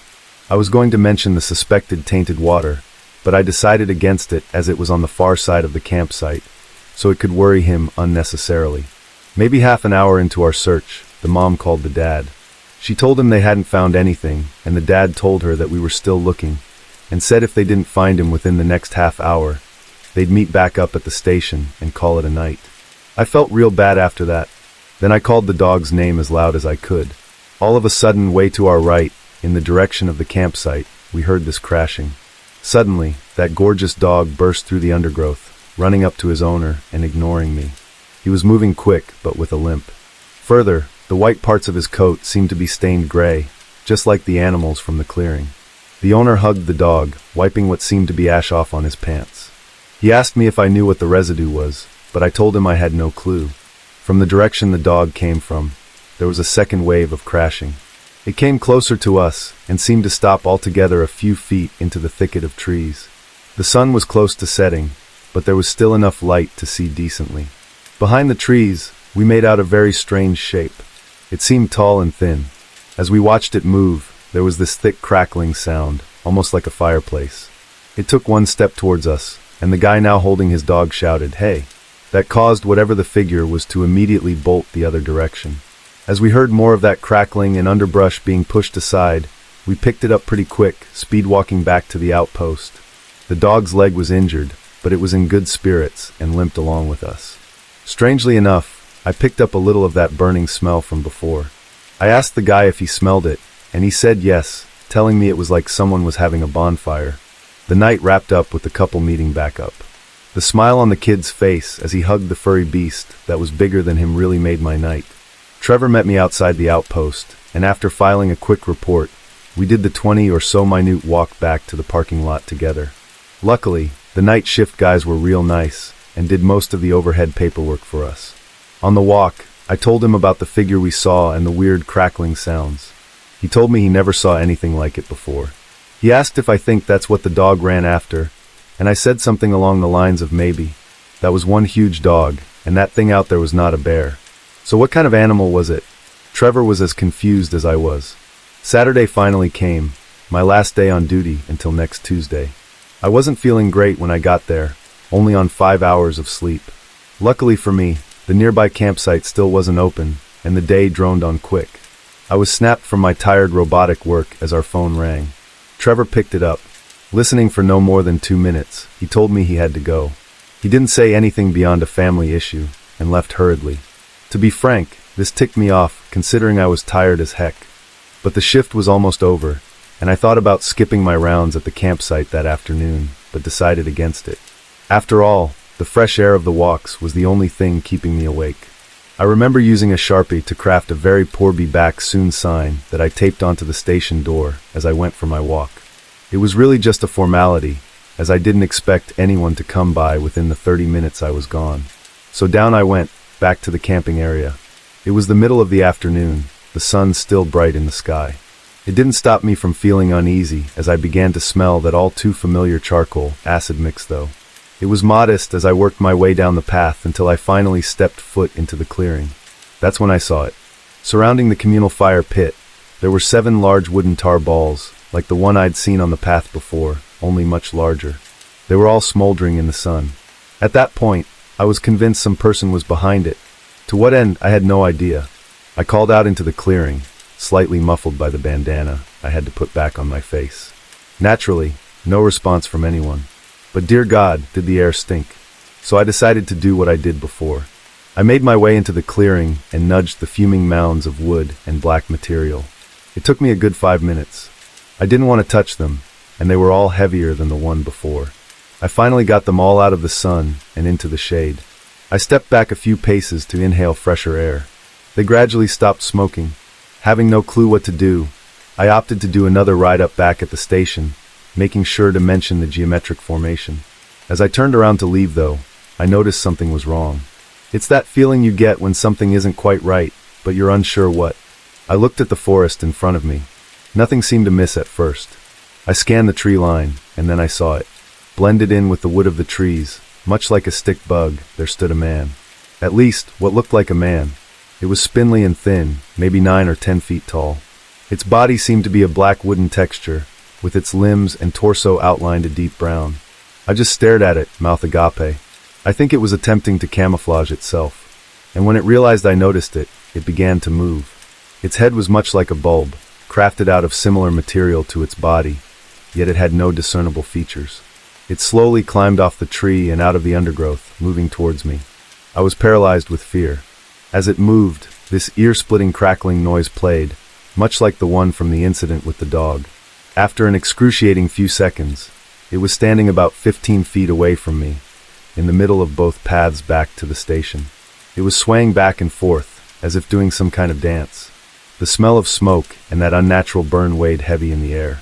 It took a step towards me, and my heart was beating out of my chest. It took another, and I still couldn't move. And then, with a great stride covering almost 10 feet, it stepped right past me, as if I wasn't there. I turned instinctually and watched it, as it began picking up the strange, smoldering balls I had just moved. And, effortlessly, as if they weighed nothing, it placed them back into formation around the campfire. As I saw its focus shift from me, I regained control of my body and ran. I sprinted the whole way back to the outpost, entering it and slamming the door shut. I had no clue if the thing followed. It showed no interest in me. But still, I couldn't take a chance. So I gathered all my belongings, locking the place up, and then took off again, this time to the parking lot, leaving the "Be Back Soon" sign still hanging loosely on the door. As obvious as it seems, I never returned to that post. I was contacted numerous times by my superiors and Trevor, but never did respond. Eventually, a notice of termination arrived at my home. I don't believe I ever received my last paycheck either. Not that I care. Under no circumstance will I ever go back there. Call me a deserter or a coward, whatever you like, but know if you saw what I saw that day, and you saw the sheer inhumanity of that creature, you wouldn't go anywhere near that place. As far as I'm concerned, forests are strictly off limits to me now. You simply can't be sure what resides within. And the creature, well, I really have no clue what it was up to. What it was doing with the weird spheres of whatever, I don't know. I have no doubt now that all the odd incidents I experienced that week were its doing, though. I'm just thankful it didn't kill me, because it very well could have. That about wraps up my week. I'll leave you with this, though. I did a modicum of research based on the creature's appearance. The only thing I found related to it was an old Dutch folktale that described a character known as the Tack Man, or the Tree Man. According to the tale, it was a thin being with appendages much like tree branches that would chase naughty children until they told their parents of their wrongdoing. Whether it was based off of the creature I saw, or an innocently crafted bedtime story, I'm not sure. To be honest, I don't think I want to find out. Good luck to all the people working in forests out there, especially those along the Appalachians. Be careful and stay safe. Appalachian Trail Lights from Anonymous Hiker. I'm a petite woman in my early 20s. I grew up and live in rural south-central Virginia, surrounded by dense woods for miles in every direction. I know what animals, birds, planes, satellites, planets, stars, etc. look like, act like, and sound like. Being no stranger to the outdoors my whole life, it was only a matter of time until I got into solo long-distance hiking. And even during the pandemic I still hike, albeit responsibly, whenever I can on the Appalachian Trail in the western part of the state. Being a petite young woman and always hiking alone, I do take necessary precautions. My family can see my location on trail via a navigation app, popular in the thru hiker and section hiker community. I carry pepper spray and a knife, and I always tell someone where I will be and update them on where I am and how the conditions are. Anyway, this took place in mid-June of this year, 2020. I had planned to summit the Priest Mountain hiking southbound on the Appalachian Trail, starting my hike around 1 p.m. from the parking lot at the base of the mountain, and reaching the shelter by 5:30 to 6 p.m. Taking my time as the sharp elevation increase, paired with a busted knee, would add to the challenge of summiting the notorious beast of a mountain. After a good, strenuous, uneventful hike past beautiful waterfalls, gorgeous viewpoints, and the occasional snake or squirrel, I summit. The flat, mile-long hike to the shelter was a welcomed gift after the 4,000-foot-plus elevation increase I had tackled for over 5 grueling miles. Once I arrived at the shelter, I set up my hammock, keeping the tarp rolled up in its snakeskin, strung up above my hammock as the forecast was predicting a beautiful warm night. I'd do my thing, eat some energy bars, refill my water bottle, typical boring camp chores, before turning in at around 8 p.m. Despite the challenges of the day, I couldn't sleep, so I stayed up on my phone talking to a buddy whom I had planned to thru hike the with earlier this year, but we had to cancel due to the Rona. We're texting away, sending funny videos and whatnot, until 10 p.m., when I notice a headlamp coming down the side path from the trail to the shelter. Cautious, I hunker down in my hammock and shine my headlamp in the stranger's direction, so that whoever was there knew that I was well awake and that I saw them. In the morning, I found out it was a dude who got separated from his group. If I remember correctly, he was a retired cop going by the trail named 5-0. I watch 5-0 hang his bear bag in a tree by the shelter and watch him set up his hammock on the opposite side of the campsite. Cool, he's harmless, I think to myself. And this was the case, but this story doesn't involve a person or people. This is about what happens next in the skies above. As mentioned before, I didn't have my tarp set up because it was a beautiful night, so I could see the stars and enjoy the nice weather. What I noticed first was that my cell service signal was beginning to act funny around 10:45 p.m. One moment I'd have LTE, then 4G, then 3G roaming no signal and back to LTE. This cycle continued throughout the night until 4 a.m. A moment later was when I noticed it. A few of the stars in the sky appeared to be swiveling and shining very dim, soft spotlights, which didn't reach very far, but it was obvious that these weren't stars. They also weren't airplanes or helicopters. I couldn't hear any audible noise, and I'm 4,500 feet above sea level on top of a mountain, closer to any plane than someone on sea level. Assuming I was tired and therefore seeing things which weren't there, I kept watching, fixating my vision between two branches of a tree, watching one of these weird stars do its thing, swiveling back and forth, shining its light. Then all of a sudden, the sky turned bright red, then pitch black. Everything in the sky vanished. The woods went quiet. I attempted to text my mother out of fear that something was about to go down. Mom, I love you. There's something weird going on with the sky. The feeling that I shouldn't have seen what I just saw, and that I was unwelcome quickly set in. Being familiar with the woods, I can tell when I've overstayed my welcome, but this was unlike anything I'd experienced in the outdoors before. The vibe I was sensing was mean, hateful, spiteful even. The messages I sent to my mother and to my buddy didn't go through until hours later, as my cell signal was still going through its weird cycle of no service. About 5 minutes later, the sky turned red again, and then went back to normal with one huge difference. Half of the stars in the sky were missing. Not as if they changed positions in the sky. I know how the Earth rotates and changes the locations of stars and planets. I mean, half of the original stars I'd seen earlier were missing. I could still see notable planets, such as Venus, exactly as they were in the sky before this happened. Everywhere in the sky, which had one of those weird swiveling balls of light, was blank. The rest of the night, I felt uncomfortable. So uncomfortable, in fact, that I pitched my tarp and slept with my pepper spray clipped to my sports bra. I could not get my mind off of what I just saw. It was very similar to a phenomenon I'd witnessed weeks before while driving home from the grocery store back home. I happened to look up at the sky just as a stationary ball of light warp sped away at a pinpoint. That's the best way I can describe it. Like in Star Trek, whenever the USS Enterprise goes into warp speed. It was exactly like that. No crazy colors, no weird shapes, nothing like that. In both of these instances, they were unassuming white star-like balls of light. Getting back on track the next morning was uneventful. I ran into 5-0's group, and we all hiked down the mountain together to our cars in the parking lot below. I refused to mention what I saw the night before until I got home and logged into Facebook to share photos of my hike. Well, the peaceful parts of it. One Facebook group I was in was called All Women, All Trails, and someone had made a post a few days prior asking us about our weird experiences on the trail. This just happened to appear right at the top of my news feed. So I shared the story, which I have now shared with you, not thinking I would get a response. 30 minutes later, I received an alert that someone had replied to my comment. The woman that replied claimed to live not too far from the Priest Mountain and shared a similar experience she had one night as she, her husband, and their neighbors were having a bonfire. Granted, they were admittedly under the influence, but the parallels between my story and the experience she shared with me were described by her as weird. Apparently that night when she, her husband, and their neighbors were having a bonfire, they all saw a bright red light shoot straight up into the sky from the direction of the mountain and felt the same discomfort I experienced. Interpret this how you will. I have nothing to gain from lying to strangers on the internet. I feel it's my duty to the hiker community to share my weird experiences in the Appalachian Mountains. I'm not the first, nor will I be the last person to experience something weird, and this isn't even as insane as what other hikers have admitted to seeing or experiencing.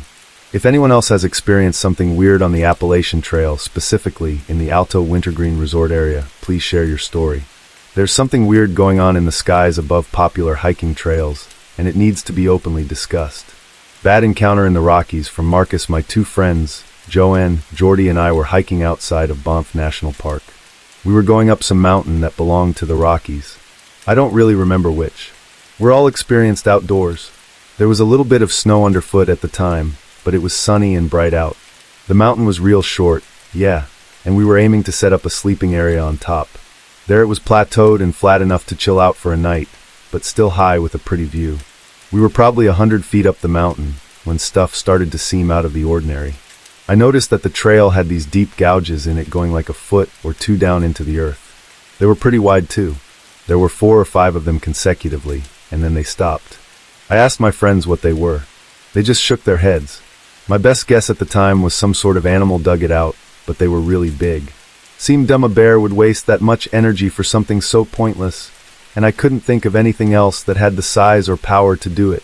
Plus these markings must have been new too, because there was no snow at the bottom of them despite the path being blanketed in it. Whatever, we kept on going. As we went up the mountain, we saw more and more of these gouges, like every 10 meters up the trail. Given their frequency, we thought they may have been natural or part of some development process, but erosion didn't work like that, and what would park workers be doing all the way up here? The markings seemed to be too random to be man-made. Then we began to pick up on this smell. I don't know how to describe it other than mold. It smelled like mildew. Yeah, back when I lived with my parents, our house got flooded. The basement anyway. The odor was sort of like that. Really damp and musky. Jordy could really smell it, and boy was he complaining. But he was right. The smell didn't belong up on a mountain. It made no sense. We were hiking for 20 more minutes when the smell faded. So did the weird dugouts in the dirt. Stuff was back to normal pretty much. The sun was starting to hit the horizon, so we picked up the pace a little. Keep in mind we had big packs filled with food, water, and our sleeping bags, so we were going kind of slow still. After a while, close to 700 feet up the small mountain, we made it to the area we were going to set up camp at. Once again, though, the mildewy smell seemed to return like it was waiting for us. And again we found one of those weird holes. This time it was a lot bigger. Circular. It sat right in the middle of the plateau. The only reason we thought it was related to the ones from before was because there was no snow inside, telling us it had to have been made recently. It wasn't too cold up on the top. The mountain ranged up, connecting to others. Just next to the plateau, there was a forest that climbed the ever taller range of the Rockies. Because of the trees, there really wasn't much wind or anything. But Jordy and Joanne still went into the stretch of woods to grab material for a fire. It was late autumn after all. You should note that the two were a couple. So when they took a little bit to return, I wasn't concerned. I was still just focused on setting up the campsite. Normally we'd construct a pit with a few stones to line the fire and reflect the heat. But this time I didn't bother. I thought the strange dugout in the middle of the plateau would serve as a perfect fire pit. My friends finally came back, both with their hands full of kindling and logs. Something I noticed was that Joanne was real quiet. Ordinarily she'd be telling jokes or something, but she wasn't speaking at all. When we piled the wood into the pit, I realized the mildew smell had gotten stronger. I asked them if they could smell it too, and Jordy said yes. He mentioned it was darn strong in the forest.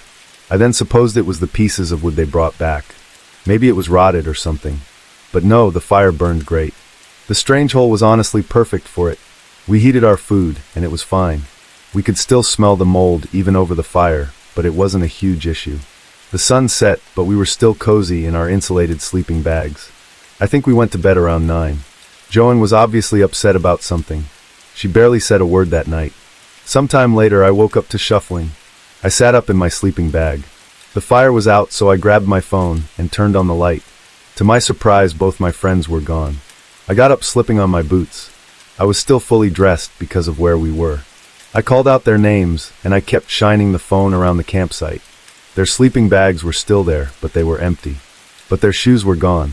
Their backpacks weren't, though. After a minute or two of calling, Jordy suddenly ran out of the woods back into the campsite. He was out of breath and panicked. He shouted, "Joanne's gone." I was confused. A pit started to form in my stomach. "What do you mean? Where?" Jordy told me that he had awakened to find Joanne staring at him, standing directly over him, breathing heavily.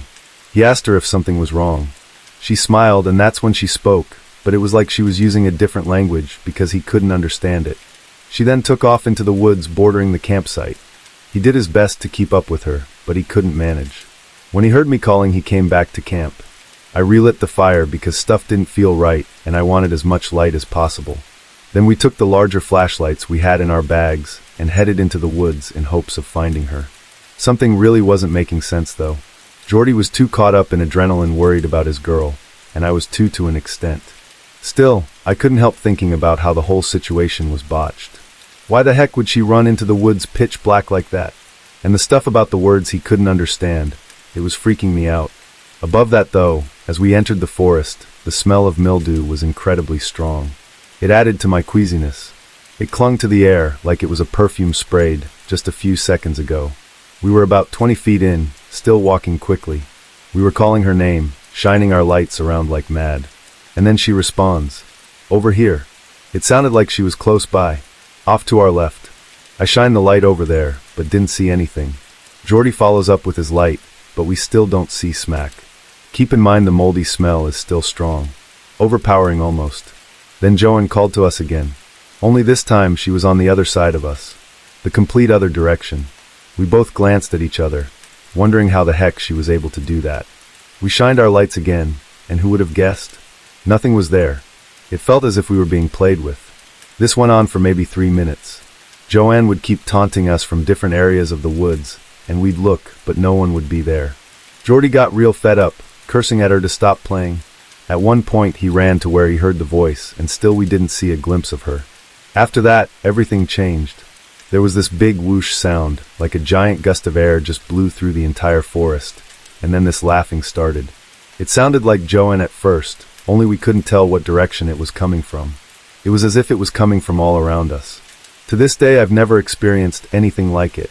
A few seconds in, it changed from Joanne's voice. It was like the second voice picked up, deep and throaty.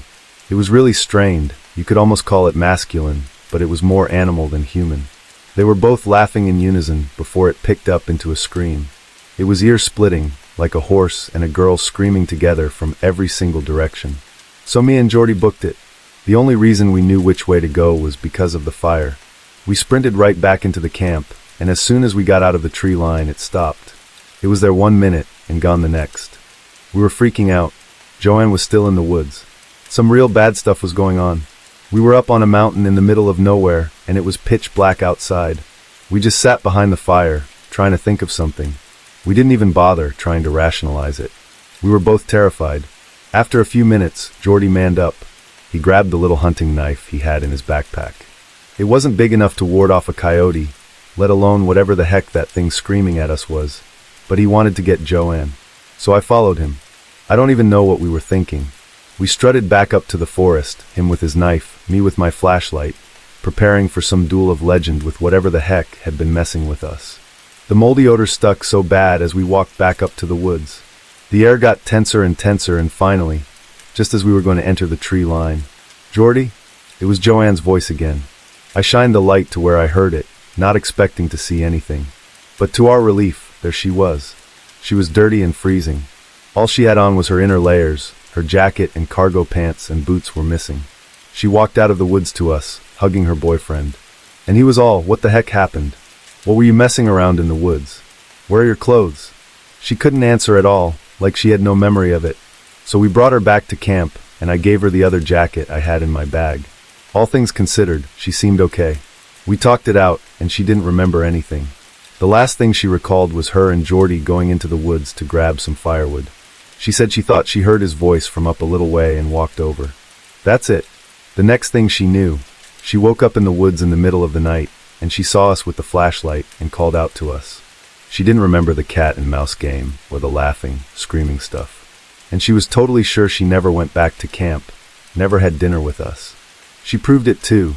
She was starving and ate almost all the rest of the food we had packed. The rest of the night, we took turns standing guard. I worked most of the night as my friends slept. I kept the fire burning brighter than the sun, let me tell you. Nothing weird happened. The only thing was I kept hearing branches snap out in the trees. No screaming though, no weird figures, nothing too bad. I went to bed around 3 when Jordy got back up to keep watch. I slept a few hours. As soon as it was dawn, and we had the tiniest amount of daylight to work with, we booked it back down the mountain. We were all so tired, and the hike was really awkward for Joanne, because she had to make do with a pair of running shoes. But we made it down. I can't say for sure what happened that night. Maybe Joanne was possessed, or maybe it wasn't even her at all. All I can think of is how quiet and alien she seemed to us that night as she ate and hung around the fire with us. There's one last note I'll end it on. When everything was settled, and we were back at the hotel we were staying at before the hike, Jordy told me that during his watch he was about to nod off when movement caught his eye. He focused, and just at the edge of the trees right beyond the light of the fire, he saw Joanne. She was waving at him. It was what looked like Joanne anyway, but the Joanne we had found was in her sleeping bag right by his feet, as he turned to confirm she was still sleeping. He looked back up and into the woods, but whatever it was had vanished. Gone without a trace. By the way he put it, it almost felt as if he was messing with me, but I can't be sure. As a younger man, I enjoyed hiking through many of the surrounding mountains of Montana that I grew up close to. The Beartooth Mountains are just one of the many segments to the Rocky Mountains, known for the massive peak in the middle of the range that looks like a giant bear's tooth. I was 16 when I and a few friends of mine decided to take a week and go for a bit of backpacking excursion to Glacier Lake and hike all the way back to Sheep and Goat Lakes. There were 4 of us. I will call the brothers Little G and Big G, as both names of course start with GS, and my other friend M. We all had our Army surplus backpacking setups, a one-man canvas Army tent, our big backpacks that carried everything from MREs to our clean socks and underwear, all amounting to about 25 pounds of food and clothing for each of us save for me, who had the cooking equipment. The first day went very well. It was the perfect time of year to take our time picking some sweet currant and huckleberries while we hiked. The trail going up the mountain is rather steep. A few hours later, we made it the 4.5 miles to the first lake. We decided to set up camp off the beaten path to the north side of the lake. We looked around for a bit, finding a good space that was relatively flat. We pitched our tents as the sun dipped behind the mountain, and the whole valley behind us grew dark in its shadow.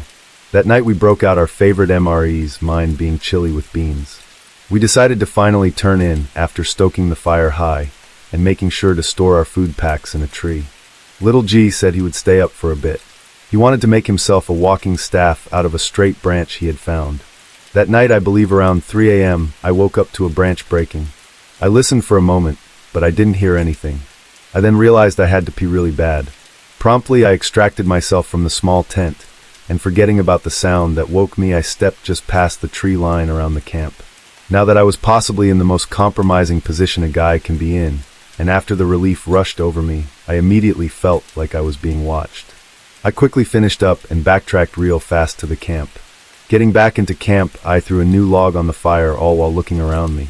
I still just felt as if something was off. Little G had fallen asleep next to the fire and woke up when I put the log in.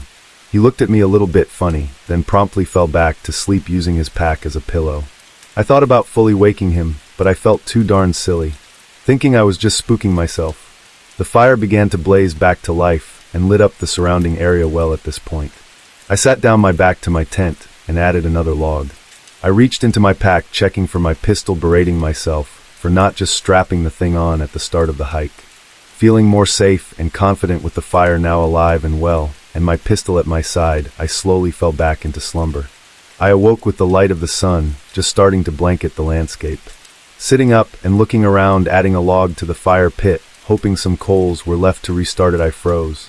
I had caught something in the dim light just outside the camp moving in the underbrush. I slowly looked up, searching and straining my eyes. Seemingly materializing out of the shadows, I see a mostly featureless large animal creeping through the trees. I grab my truck keys, which have a small light on the chain, and click it on, searching for my headlamp with my hand in my pack. The small keychain LED light did not do much to reveal the features of the creature other than to reveal that it was a dark-furred animal, and all I saw was what I believed to be the back legs of it, before it suddenly disappeared behind some brush. I found my headlamp and put it on, and with it lit up I looked, and now saw nothing. I walked to the edge of camp, looking in the trees and underbrush and seeing nothing. I woke up Little G, telling him what just happened.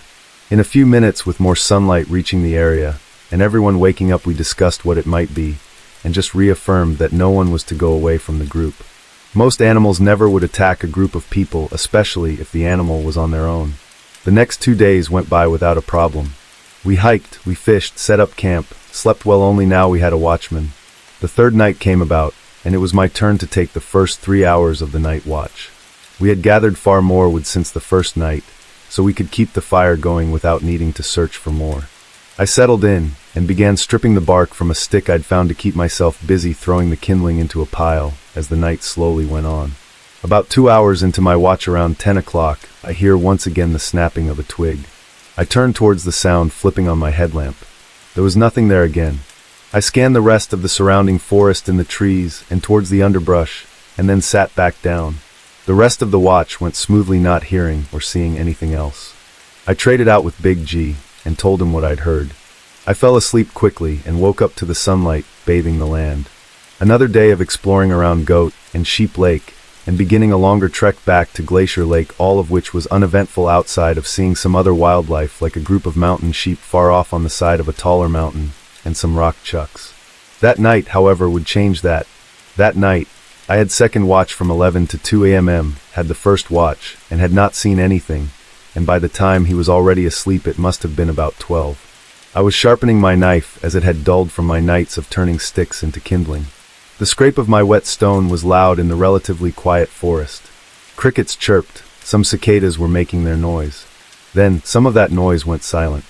Not all of it, as I could still hear the cicadas thrumming away. I didn't think much of it, just looked around for a minute, and went back to my sharpening. A few minutes later, I look up to find eyes on me. Eyes that were hungry. Eyes I had never looked into the likes of before. Quickly, I went for my pistol, dropping my sharpening stone and gripping my knife in a ready-to-stab stance. This creature was weird. It was like some kind of dog wolf, large yet shaped a bit like a buffalo, with the front legs and shoulder bigger and longer and the back legs shorter. The head was like an elongated egg shape, almost like that of an English bull terrier, only slimmer to the tip. But the whole animal had long, pitch-black hair at its back that faded to gray, and then a deep red-orange under its head to its chest, and larger than any wolf I'd ever seen in pictures. We sat there for what seemed like an age, staring each other down, me with the intent to only shoot if it moved closer, and its amber eyes looking into me, letting me know it saw me like a juicy steak as the firelight slowly dimmed away to culls. I finally dared to move and kicked another log over to the fire, a few sparks flying, keeping my eyes on the beast. It also decided to begin to move then, pacing shortly around the left side of the fire, but not getting closer. It growled then, and what a sound! It both put fear into the air and sounded like a purr, even with the deep gurgle one would expect from such a big creature. For a moment I wondered if I had made a mistake in not shooting first and asking questions later. That's when it lurched towards me. I instinctively leapt over the fire to the opposite side as it came closer, and I pulled the trigger, and somewhat disjointedly I heard myself yelling like a madman. A very weird sound reverberated through the air, then, and a bit of a sick feeling rolled over me. It had been a good shot, at least to the point that it had hit the animal, and it made the sound of a surprised, twisted scream of a child mixed with a dog in pain. It then bolted away and was gone. About this time I turned to look, and found that 2 of the 3 others had pretty much ripped themselves out of their tents, and Big G was struggling with extracting themselves in a panic from a sleeping bag like their lives depended on it, all of them cursing and looking at me like I was a crazed lunatic, questioning away about what the heck that was. I turned, ignoring them, looking with my headlamp around the forest frantically, but it was gone. I finally got them all to be quiet by yelling, "Shut up." I took one more look through the brush and forest around us. Looking to where I'd aimed to shoot, I found no blood. There was, however, a great amount of pine needles and dirt scattered everywhere, as though something had torn at the ground to leap away with all the force it had. Claw marks dug in deeply. The others joined me in looking at the spot, returning to their questioning, but more subdued. After telling them what I saw, we were all up the rest of the night. We packed up camp as soon as the dawn began to light up the area, and we left that mountain. We reported the account to a forest ranger I knew, and we never heard more about it. He said he didn't know what it could have been other than some wild dog, but through my own research I have a feeling we had been followed for days by a very well-fed Shunkawarakan, a wild wolfhound species that many natives spoke of in their folklore. The translation being, carrying off dogs, as this creature apparently specialized in the old days in coming into native camps and taking their dogs for a meal. I wouldn't say this creature, that is still classified as a cryptid, even though evidence has been clearly found of its existence, is any more dangerous than a wolf, though in my opinion, it looks far more frightening. I hope this is a reminder for everyone. Keep your friends close and a gun closer. Stay in groups when adventuring in the wilderness. We, after all, aren't always at the top of the food chain without our numbers and technology. Chased in the Rockies from a Piece of Pie, the story I'm about to tell you takes place from 1995 to 1998. When I was a teen, it was a traumatic time for me. I don't talk about it much. My mom and her new husband had just moved to a nice cabin in the Rockies, so it was secluded and big. We had 2 neighbors down the dirt road, but other than that it was private. It was the only good thing about this time in my life. I could take a walk and forget about leaving my home in Denver with all my friends, just to live with my stepdad, who at the time I hated, even though he tried to connect with me as a father figure. I didn't care though. I was angry and mad that I didn't have a say in any of this. After a few months I got used to things. I did start to like the place, and every morning before school I would take walks around the place admiring its beauty. However, one night I was heading back from an after-school walk when I heard someone say my name. "Johnny, come here." It was like my mom's voice but distorted. I wasn't far from the cabins, so I assumed maybe she was calling out for me, and it just sounded weird. So I rushed home, but once the house was in view I stopped. I noticed the sound was still going, and it was angry now. "Johnny, come here now." I knew then that the voice was not my mom's. It was too loud and strange. Just then I could have sworn I heard crunching leaves behind me, but by the time I turned around nothing was there. I ran off quickly. When I made it home, just in case, I asked my mom if she was yelling my name, but she said no. After that I was shaken up enough and decided to not go too far on my walks for a while. A few weeks later I began to explain away the incident. I soon felt brave enough to start walking my usual path again. Of course this time I brought a large stick with me, and I would walk with my friend Brock, who lived down the road, as often as I could. One day we were walking on the weekend. We were talking about school and hunting when we began to hear whispers. This frightened us, so we ran the rest of the way. We spent the rest of the evening playing my new PlayStation. Brock would be sleeping over. At dinner time we started to eat dinner in the dining room. My dad was running late from work, so we ate without him. At one point Brock whispered to me, "So are we going to talk about those whispers?" My mom overheard, so we had to explain to her about these whispers we heard. When we were done she seemed concerned, but we didn't talk about it. Soon we saw my dad's truck pull in. When he got out I heard him say hello to me. The funny thing is I wasn't even out there. I was confused. When he came inside and saw me his heart dropped. He looked at me and looked at the door and opened it and screamed. He explained that he saw a figure at the basketball hoop in our front yard, and he thought it was me. He was very much shaken up about it. When I looked out there again I saw it running away. He explained. He ended up keeping watch of the woods for a while with his rifle, and he even called the neighbors and Brock's parents to watch out. We went to bed except for my stepdad, who stayed up with his rifle. Later in life he told me what he saw. These were his exact words. Around 12 I saw the thing. It was tall and skinny with hollow black eyes. I aimed my gun at it. I thought about firing, but by the time I lined up the shot it was gone. A few times I would hear it calling for me, saying my name. My mom later admitted she would hear the same thing. Hers and my dad's names being called. It stopped after a few months, then went back again. After a while I realized it would do it for the first 2 weeks in a month. So for those 4 months, every week I didn't go for walks. In 1998, I was heading for college soon. My stepdad, who I'd finally liked now, was working in the garage. It was getting late. It was the last week of February, so I assumed that thing was away at the moment hunting, or whatever it does. My dad said to me, "Hey, can you hand me the bolts?" I handed them to him. He was working on my mom's car, swearing and cursing at it. I helped him until we heard a knock on the garage door. Then something on the other side called our names loudly. My dad in a hurry yelled at it, and told me get the guns now. I quickly went to retrieve the guns. We made sure they were loaded and ready. We ran out the front door to surprise it. In the dark I saw it. There was no fur on it. It was skinny and bony, and it looked at us. We fired, but I missed, probably from shaking so much. It ran away though, and we pursued it into the forest. We chased it, firing at it, but never hitting it. We kept going until we couldn't see it anymore, and by then it was very dark. Then suddenly I heard Johnny, Johnny. We ran home. It tried to trap us by making us follow its voice, but I saw it running after us, and my dad fired at it again. I think we hit it this time. The thing slowed down enough for us to get away. When home we explained what happened to my mother, who nearly had a heart attack when she had heard the gunshots and screaming. Later on, when we were cleaning our guns, my dad made a joke about it, trying to calm the tension. I miss him.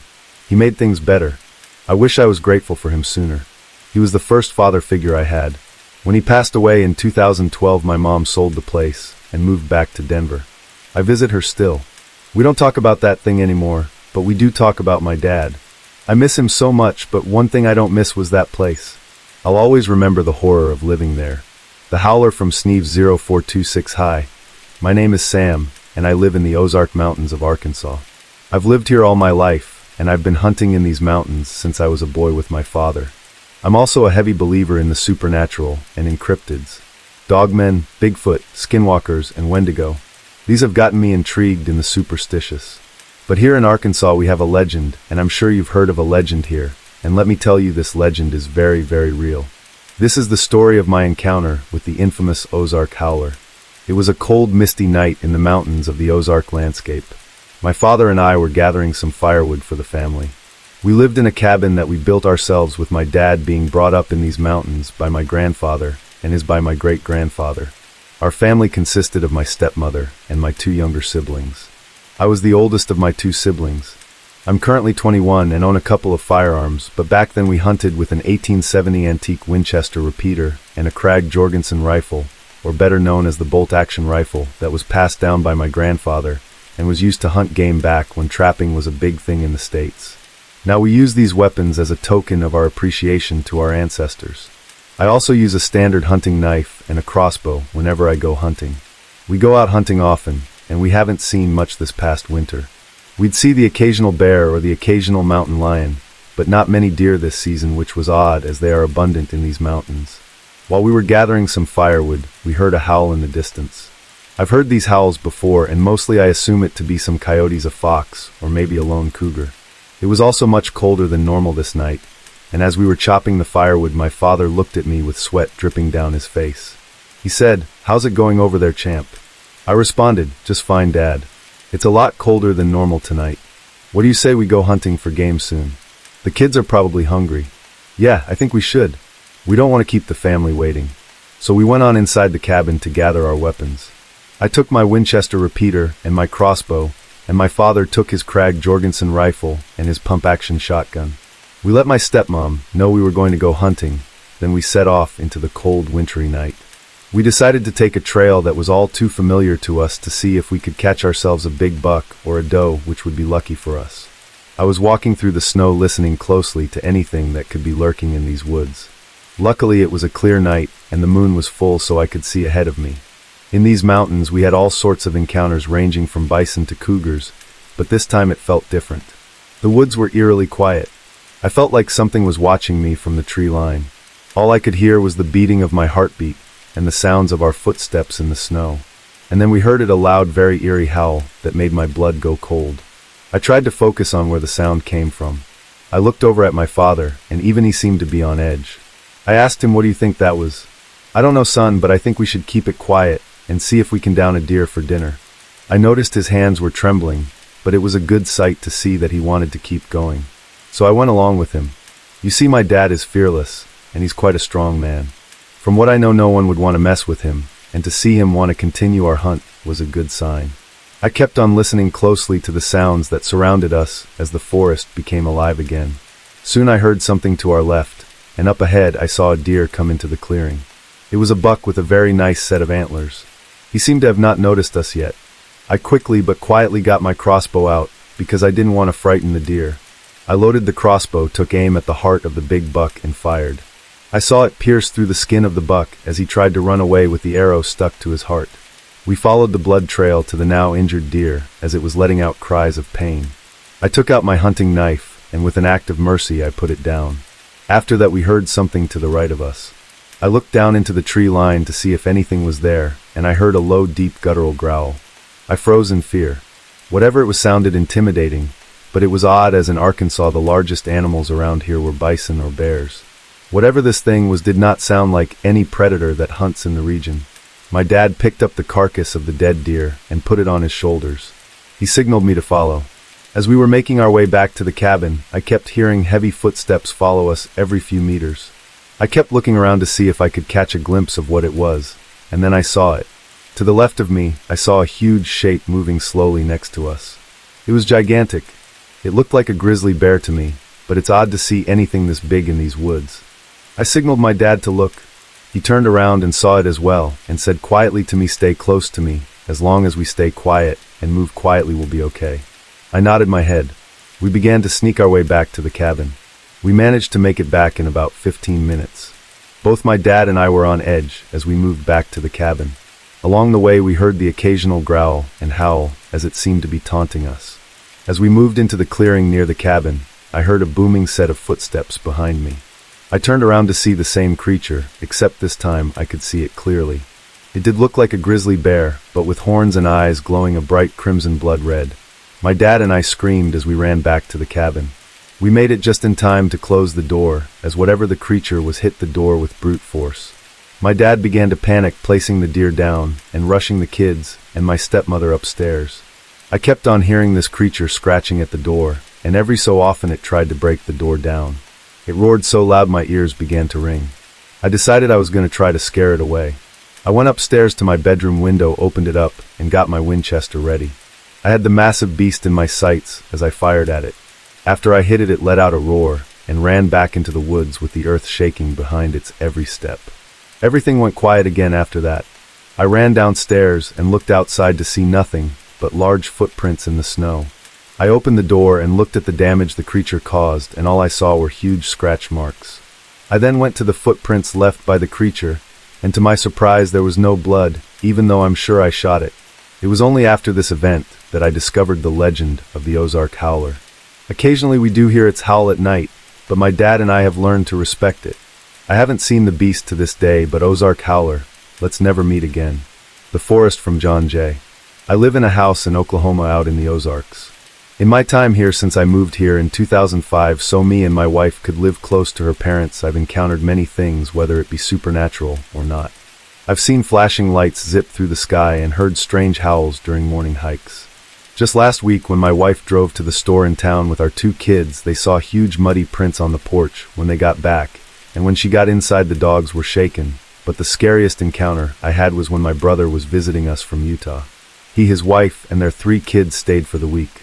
It was supposed to be a fun week of hiking, hunting, and fishing on our vast property. Our fairly big house was packed with 5 kids and 4 adults, so it's safe to say outside time was much less stressful for me. Nothing happened the first 3 nights, but on the 4th things started to feel off. When me, my brother, my son, and his eldest son went hunting, something felt weird. I walked faster and faster until I realized I was jogging slowly, and I was ahead of our group. Everyone asked why I was rushing like that. I just responded by saying I don't want to get to the spot too late, that's all. Deep down I knew I was scared of something watching us. I swear I could hear breathing outside our own. We got to our spot that was perfect for hunting. It was on the far side of the property, so there were more deer here. 3 hours later, and we had nothing. It was getting dark and my son and nephew were bored, so they began to skip rocks in the creek. It was then when we realized the whole time it was very quiet. It was so silent, it was weird and scary to us. My brother made an excuse that we should go home to eat, so we began to walk back defeated. In front of us, as we walked back home, we began to hear a crunch in the woods, and a yell so loud it couldn't be human. It sounded like a screaming girl and a bear mixed into one. I tried to tell myself it was just a mountain lion, but just then I saw it. A large creature ran across the path. I fell back in shock. The thing had long fur, and it was big like a bear with glowing eyes. I would have said it was a bear, but the horns on it told me otherwise. I tried to think of what it was, but I mainly saw its face and some of the body. We ran home, but I kept telling myself it was a ram or something. But deep down I knew what I saw was a monster. We were almost home when we heard something running behind us along the trail. It was so fast we nearly had no time to react. We jumped out of the way, and my brother tried to take a shot at it. I fired at it as well, but the creature ran away into the forest. We recovered quickly and ran inside the house, unaware that everyone else was watching from the back porch after hearing the gunshots. We ran inside, locking the doors and closing the windows, all while trying to explain the situation to everyone in there. My youngest niece, who was only 8 at the time, freaked out. She ran to her older brothers and my kids. Together they all huddled up scared. My eldest son held his rifle tightly while shaking. After a while we all sat at the couch trying to forget by watching some TV and playing board games after dinner. But we couldn't think clear. We were all just listening for any sudden moves outside. Our 3 dogs were also scared out of their minds. Even the two big ones who stay outside were in here after my daughter protested the idea of them sleeping out there with that monster near us. As the evening progressed one by one, everyone went to sleep until the adults were the only ones awake. We played poker and drank coffee until about 11:30, when our dogs went ballistic, barking and jumping and running around, waking everyone. Then we heard a crashing sound from the shop outside. We all were terrified. We grabbed our guns, which were at the ready, and ran out there. My son and nephew were in pursuit behind us. We fired towards the shop, and then crash it came running out. We all fired at it, a rain of bullets hitting it, yet the creature didn't fall. My brother shot at it too. He knows he hit the side of it. It ran off making noises that sounded like it was running out of air. We all froze. Soon after, my wife and sister-in-law called in my son and nephew. My brother and I decided to see where the thing had went. With our blood pumping, we tracked it, but the tracks quickly ended at one of the creeks on our property. We went. Bocce was beginning to calm down until I saw the mess of my tools all across the floor, and the old truck I'd been trying to restore had been dented. We cleaned up what we could, then we went inside to sleep, all the while hearing the howls again. That really scared me, but the howls were different. It sounded hurt and sad. Soon the howls were more distant. I almost felt bad for it, but then I remembered that it tried to kill me and my family, and it ruined months of work on that old truck. The next morning was normal, and we didn't mention it. That morning I went down the dirt road leading to my neighbor's. I asked him if he'd heard anything last night. He said yeah, in a shaky voice. He then pointed to a hole in the ground. That thing killed my dog. We talked for a little while. He explained the creature came around 9 o'clock and attacked his dog. He scared it away with a shotgun, but it was too late. To clean up the shop mess. I was beginning to calm down until I saw the mess of my tools all across the floor, and the old truck I'd been trying to restore had been dented. We cleaned up what we could, then we went inside to sleep, all the while hearing the howls again. That really scared me, but the howls were different. It sounded hurt and sad. Soon the howls were more distant.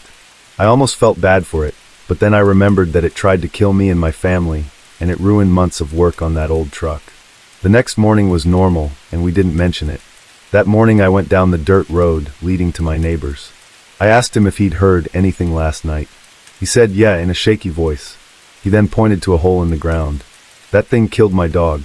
We talked for a little while. He explained the creature came around 9 o'clock and attacked his dog. He scared it away with a shotgun, but it was too late.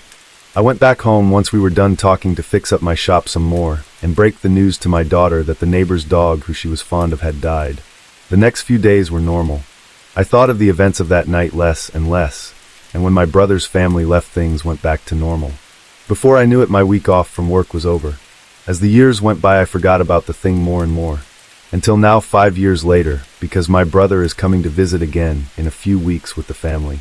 I was happy for a little bit, thinking about being with my brother and my son, who's coming back from college for winter break, and then I was reminded about that night.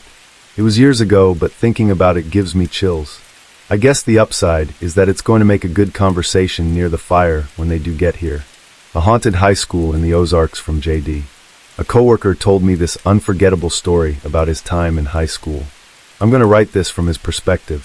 Central High School in Springfield, Missouri is haunted. I know what you're thinking. Every kid says their school is haunted.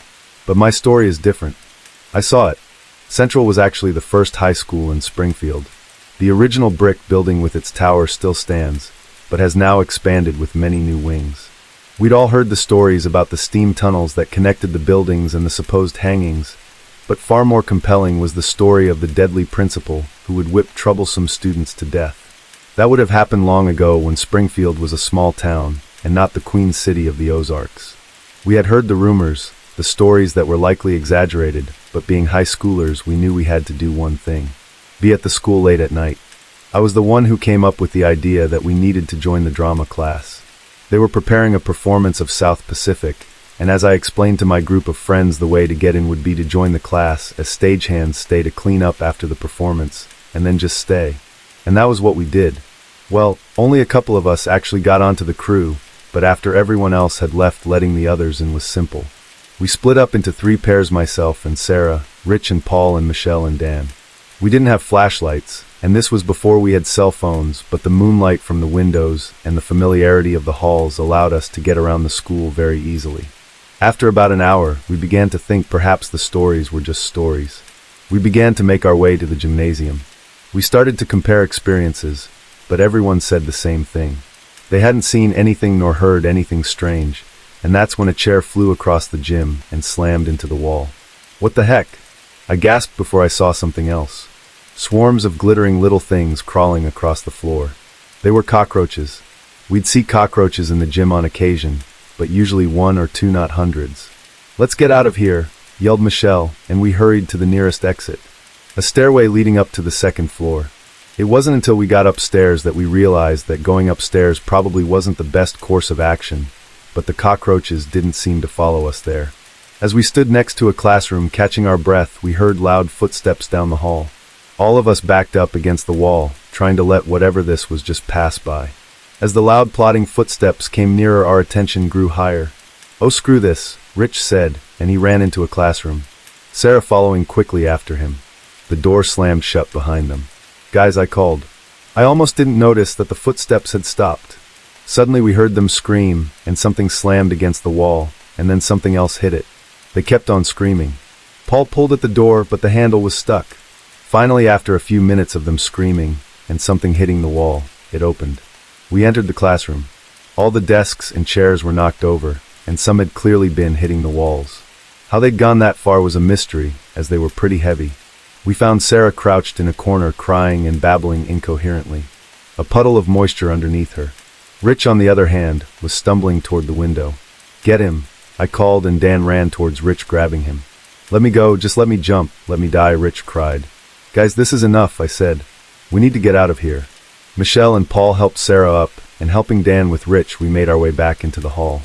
As we stepped into the hallway, all at once all the doors slammed shut. Then they all opened again and slammed again. "Screw this," Michelle yelled, and she and Paul began hurrying down the stairs, supporting Sarah between them. Dan ran after them, and I pulled Rich after me. The cockroaches downstairs had seemingly dispersed as we made our way to the nearest exit. Pushing at the door, nothing seemed to happen. "Come on, push it," Michelle yelled, and Paul, Dan and I struck the door together, forcing it open. We pulled Sarah and Rich outside, and as we made our way to the cars, we heard the door behind us slam shut.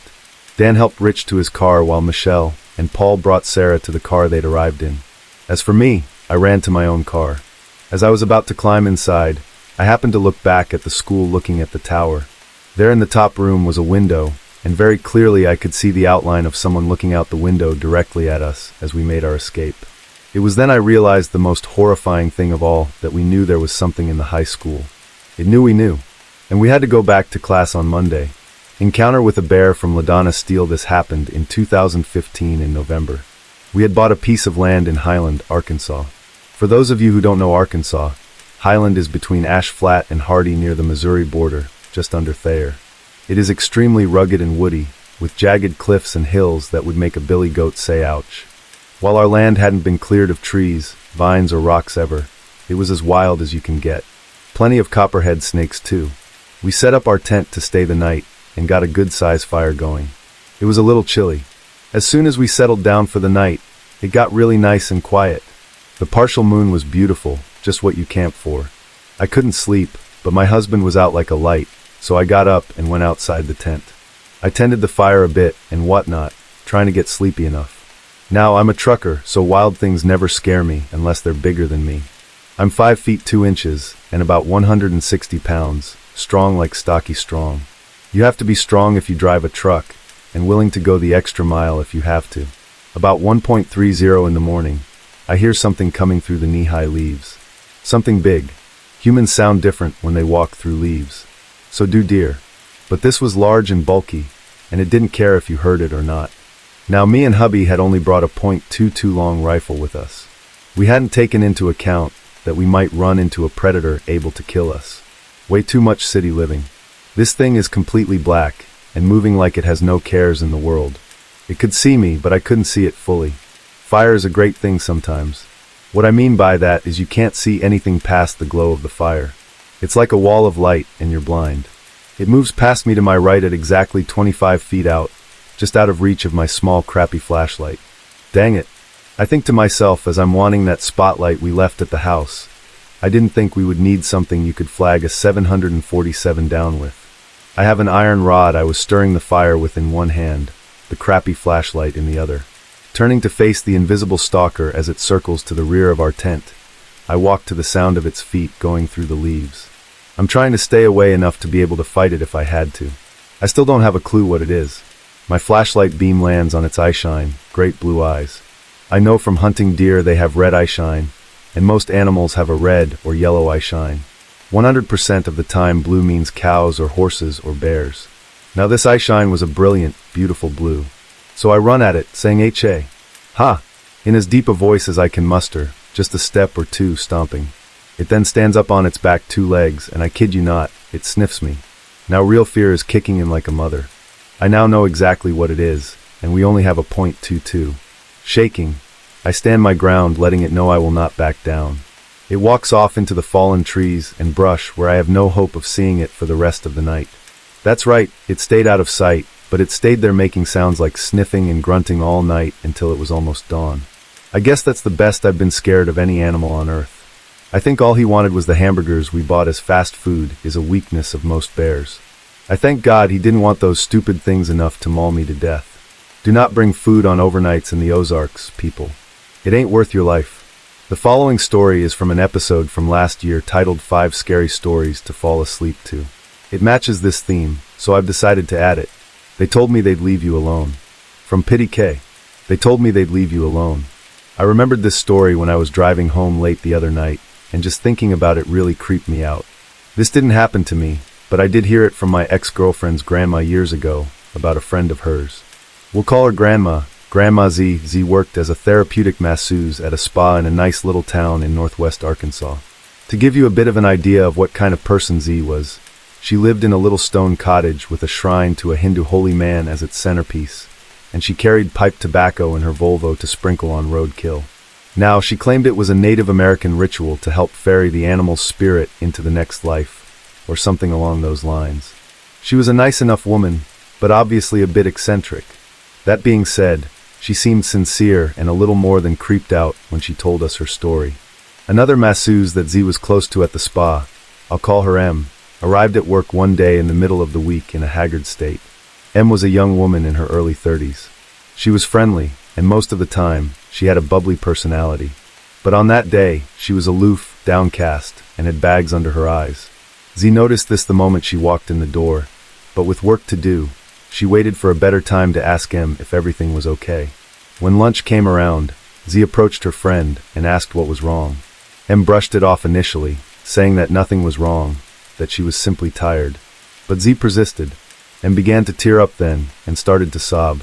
Z embraced her and told her it was going to be all right, that she could share what was on her mind if she needed to. M's sob subsided a little, and she began to speak, but then stopped. What she had to say, she told Z, was too crazy, and Z would never believe her. Z told M that she'd be surprised at what she may or may not find believable. So M composed herself a bit, and then began her story. M, her husband, and young son lived in a house about 20 miles outside of town. The house and the property were beautiful, essentially the couple's dream home. It included plenty of acreage nestled in a valley in the Ozark Mountains, and the house had a huge picture window in the living room, overlooking the valley and the forested mountains beyond. The night before, she'd awakened around 3 o'clock a.m. Nothing had startled her awake, no nightmares, no having to pee, but something had definitely awakened her, something that she wasn't aware of just yet. She lay in bed in the dark for a while, listening in the silence, trying to go back to sleep, but she couldn't. She then carefully rolled out of the bed, trying not to wake her husband, and then she made her way through the dark house to the kitchen for a snack. As she walked through the lightless living room, she looked out of the picture window and froze. There was something standing on the deck just outside, a small silhouette outlined in starlight. She studied the shape in wide-eyed fear as it stood motionless on the deck overlooking the valley. It seemed to be looking up. Her shock turned to concern and confusion when she realized what the figure was. It was her 8-year-old son. She quickly flung the sliding door to the deck open and wrapped the boy in her arms, asking, "Are you okay, honey? What's wrong? What are you doing out here?" I'm looking at the lights," he said. Then he pointed out into the clear night sky. She followed the direction of his finger and saw several orbs of soft red, blue, and orange lights hovering over the valley. They were like bright stars at first, but then they moved slowly, deliberately into a formation. First a line, and then a cross, and then a diamond, and finally something that resembled the Big Dipper. There was nothing natural about their movement. They could not be shooting stars or aircraft. They weren't moving like that. It was like they were some sort of signal, almost as if they were communicating with something or someone. Im released her son from her arms and stood up hypnotized, staring at the lights too, as they changed formations and pulsated from dim to bright and back to dim again. Her son tugged on the hem of her nightshirt and said that he was cold. She broke her trance and took her son quickly by the shoulder, leading him inside impatiently. She slid the door closed behind her and locked it, doing her best not to look back out over the valley. She closed the blinds on the big window in the living room and ushered her son into her bedroom to sleep with her and her husband with the lights on. Im stopped talking and looked up at Z, who looked back at her with eyes widened in amazement. She began to sob again. Do you want to hear the really crazy part? The reason why this is so scary? Z's mouth hung open as she thought about how to respond. Before she could reply, Im continued. Her father was a physicist who'd worked at a government lab in New Mexico. He was never able to tell her what exactly he did for reasons of national security, so to say. While working in the Southwest, he'd fallen in love with the region's harsh but beautiful mountains and desert landscapes. After divorcing Im's mother and retiring early with a handsome government pension, he bought a small ranch in Arizona. In the summertime, Im, then a young girl, would stay with her father at his ranch. It was a very remote property, part of its allure for him. It was in the foothills of some mountains in the desert, but it had access to a water source, and there was a small pond back behind the ranch house, overgrown with tall cattails. Early in the afternoon one summer day, Im's father left the ranch to run some errands in the nearest town. It was a brutally hot day, and Im did not want to ride in the stifling hot truck, so she begged her father to let her stay so she could swim in the pond. Reluctantly, he agreed. Once her father had left, Im put on her bathing suit and made her way down a small path of hot rocks and sand to the pond behind the house. The sky was almost impossibly blue in the clear, torturous Arizona summer heat. A slight breeze rustled the reeds and scrub brush, but it was otherwise silent, as if all the animal life had perished or gone underground to escape the relentless desert heat. As Im rounded the bank of cattails that obscured the pond from the house, she froze at an unexpected encounter. 3 tall beings were standing on the opposite side of the pond. They were all identical, and stood facing her as she came into view, as if they'd waiting for her. Im couldn't move. Whether that was from pure fear or something else, she couldn't tell. All she could do was stare in horror and disbelief at these things. They stood about 7 feet tall, each one completely indistinguishable from the other, as if they were clones or triplets, or mirrored images of each other. They were vaguely humanoid, 2 unusually long and skinny arms that ended in spindly hands with long fingers, 2 long and thin legs, slender, elongated torsos, and skinnier necks. Their heads were long, but proportional to the height and build of these things, whatever they were. They had ruddy tan and completely hairless skin, and wore what seemed to be blue, skin-tight jumpsuits. But the strangest and most awful aspect of these things were their faces. They were completely featureless save for the eyes. No mouth, no ears, no nose. Just 2 somehow human-looking, but somehow not human-looking, eyes set into the blank, tan plane of their faces, staring dispassionately and motionlessly at him. She blinked once, and soon found herself lying on the floor of her father's living room, right on her back. She was wrapped in the towel she'd taken with her to the pond, as if she'd been swaddled in it. The sun had gotten significantly lower in the sky. She could tell by the way it slanted in through the yellow blinds of the windows at a long angle. She sat up, confused and beginning to panic. She heard the ticking of the old grandfather clock and looked over at it. The time read 5 p.m. She'd somehow lost nearly 3 hours of time. How's that possible? How had she even gotten back to the house? Just as strangely, she was completely dry. Not a bead of sweat had gathered on her even though her father's house lacked air conditioning and was sickly hot. Her father arrived not long afterward, pulling his truck down the long driveway of the ranch. When he entered the house with his sack of groceries, he found him in a state of distress. She told him in a panicked frenzy what she'd seen, what had happened to her at the pond, how she'd somehow lost 3 hours of her life. The old physicist stared coldly into the distance, waiting for his daughter to finish the story, then told her. But they told me they'd leave you alone. Em was shaking, and began to cry again. Z held her, and she buried her face in Z's arms. That's why I'm afraid, she said. I'm afraid that they came back for my son. No matter how much I wish it wasn't, This story is completely true. I wasn't drunk, and I wasn't high on any drugs. Neither was my friend, but I fear his state of mind might have been permanently altered due to his experience with these beings. Secondly, I like to consider myself a rational, thinking type of person, with years of experience hunting and hiking around my hometown in Wyoming. I've seen all kinds of fauna and flora, so I didn't confuse what I saw for something entirely different. It all started when I went to a friend's house to celebrate his birthday. He was turning 18, and I was already 18 myself. His uncle, a man more native to the land than myself, was 27. Let's call this friend James. I finally got to his house at about 4 p.m. that night. It was January 25th. Since he effectively lived in the middle of nowhere and at the foothills of the Rockies, I was keen on bringing something with me in case I ran into some trouble, like a bear or something of the like.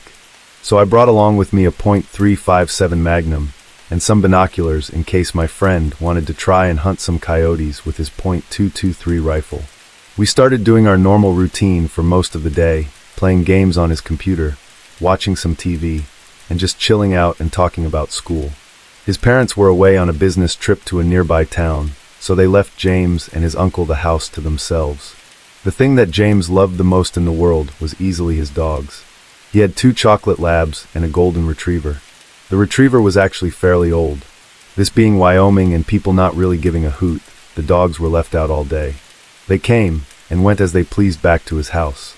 Sometime around 8 or 9 p.m., we heard his dogs begin barking at something off in the distance. At this point the sun was long gone, but the full moon gave an amazing amount of light. I looked through the nearby window in the direction of the dogs barking. Even with the moon shining against the snow, I could not see anything up to the tree line that was nearly a mile away. "There's nothing there," I said. "Are you sure?" "They don't even bark at deer anymore," James whispered to me. The whole situation was weird. Fast forward an hour, and his dogs have not been heard or seen since the barking started. His uncle was buzzed and watching something on their huge TV. James was beginning to worry that something happened to his dogs. Now wolves can still be dangerous in the Rockies, and they have no problem taking down a random dog that wanders into the woods. This is the moment where I started to get anxious. Partly because he wanted to get his dog back, and partly because wolves sometimes kill sheep or even cows. So if they were desperate, I'm sure they would have no problem with us. Even still, those dogs were his family. So we grabbed our guns and we headed outside. We were armed with heavy clothing, as well as my .357, the binoculars, and his .223 rifle. We braced ourselves, and we headed out into the Wyoming winter, with temperatures 20 below freezing, going the direction of where we last saw his dogs. The whole time we walked toward the treeline, my veins were being flooded with adrenaline, the same feeling I got every time I hunted. But tonight, we definitely weren't hunters. We were about 300 yards away from the treeline when James suddenly stopped. With my eyes chained on the ground and looking for signs of an animal, I almost ran into him. He just stared at the treeline. He kept whispering for me to look at the trees. Slowly, he raised his left index finger towards the foothills of the mountains. As soon as he knew I was looking towards the trees, he readied his rifle and pointed it towards them. I noticed at this point that his breathing was extremely rapid and raspy, like he'd just witnessed a fatal car crash right in front of him. At that point, I honestly didn't know what he was talking about. I scanned the treeline over, and I crouched down to sit on the snow. I used the binoculars towards where he pointed. It took me about 30 seconds, but eventually I saw what scared the hell out of him. There was something out there, and it wasn't human, and it wasn't his dogs. Something on 4 legs came out from behind a tree at the edge of the forest. It must have been about 3 feet tall at the shoulder. Of course, at first, I assumed it was a wolf, or maybe even a small bear. A few seconds later, several more of these things came out of the woods. I didn't pause to try and count them, but there was at least 6 or 7, and who knows how many more were hiding in the trees still. We watched them slowly walk out of the trees for several minutes. These animals seemed strangely cautious or slow, for whatever reason. Maybe they were scared of people. Then they eventually stopped as a howl from a dog or wolf came out from behind us. It was far enough away for us to not worry about it, but close enough for the unknown animals out there to hear the howl as well. I looked back through the binoculars and could almost make out the general texture of these creatures. They were now about 275 yards away. They looked pale and thin. They still appeared to be something like wolves or even large dogs, but my heart began to race when I saw what they did next. These things, whatever they were, picked up their pace fast, reaching speeds of what looked like 15 to 20 miles per hour, judging from how fast they closed their distance to the direction of the howl, and coincidentally, this was almost right at us. After a minute or so, James lost it and tried to get up to run away. I grabbed him and threw him on the ground as he started to run, but this caught the attention of the beasts, and they stopped. James and I, frozen with fear, sat down in the snow, weapons ready. I almost lost it as well when I noticed that the eyes of these things reflected the moonlight. They were orange in color. They didn't really glow like in some stories of cryptids. They were more piercing. We stared at them, and they stared back at us for what seemed like hours until one of these creatures stood up on its back legs. At this moment, all of my knowledge on hunting ant animals was meaningless. I knew that some animals could stand up on their back legs, but they could never do it very long. I audibly counted to see how long it stayed like that. 5 seconds. 10. 15. Then James screamed and pointed his .223 to the right. I looked in his direction, and I saw a creature on the left side of the group begin to get up, and it ran away from the pack. Dumbfounded, I turned my attention to the rest of them, and I told James to keep watching the one that ran away. I do a quick count of the ones that remained, the ones that were staring us down. There were only 4. My heart pounded out of my chest. There was no way we could have lost something so large on these plains. They're completely flat and covered in snow. I looked to our left, and then I saw it. It was crouched down and trying not to be seen. I realized how smart these things were. Much smarter than I would have ever expected. These things, they were flanking us. I whispered to James my suspicions of what's going on, and he had the same thought. I made up a quick plan in my head, and I relayed it to James, our best course of action. I told him to start backing away slowly, but to always maintain eye contact. As soon as I finished telling him my idea, I do another quick count. Now only 3 pairs of orange eyes. Another one went somewhere. The one that first stood was starting to walk towards us. I helped James up, and I told him to keep an eye on our right side while I looked to the left. We backed away, but these beasts walked with us, maintaining their distance the whole time. Eventually, we were only about 100 yards from his house before we turned and ran to his front door. We booked it towards his porch lights, no longer caring to be coy about the situation. Foolishly, I stopped 50 feet short of the porch, and I turned around. Maybe it was curiosity. I don't know, but I regretted it the moment I did it. My body seized up the moment I saw it. Those creatures stopped as soon as I made eye contact. With the creatures ever so slightly illuminated by the porch lights, I realized that these things seemed otherworldly. They were tall, probably 6 or 7 feet, and they were insanely thin and lanky, almost like a basketball player. They were so pale, and they stared right back with these intense orange eyes from before. I just looked back, less afraid but more curious, and a few seconds later, James screamed. "What are you doing?"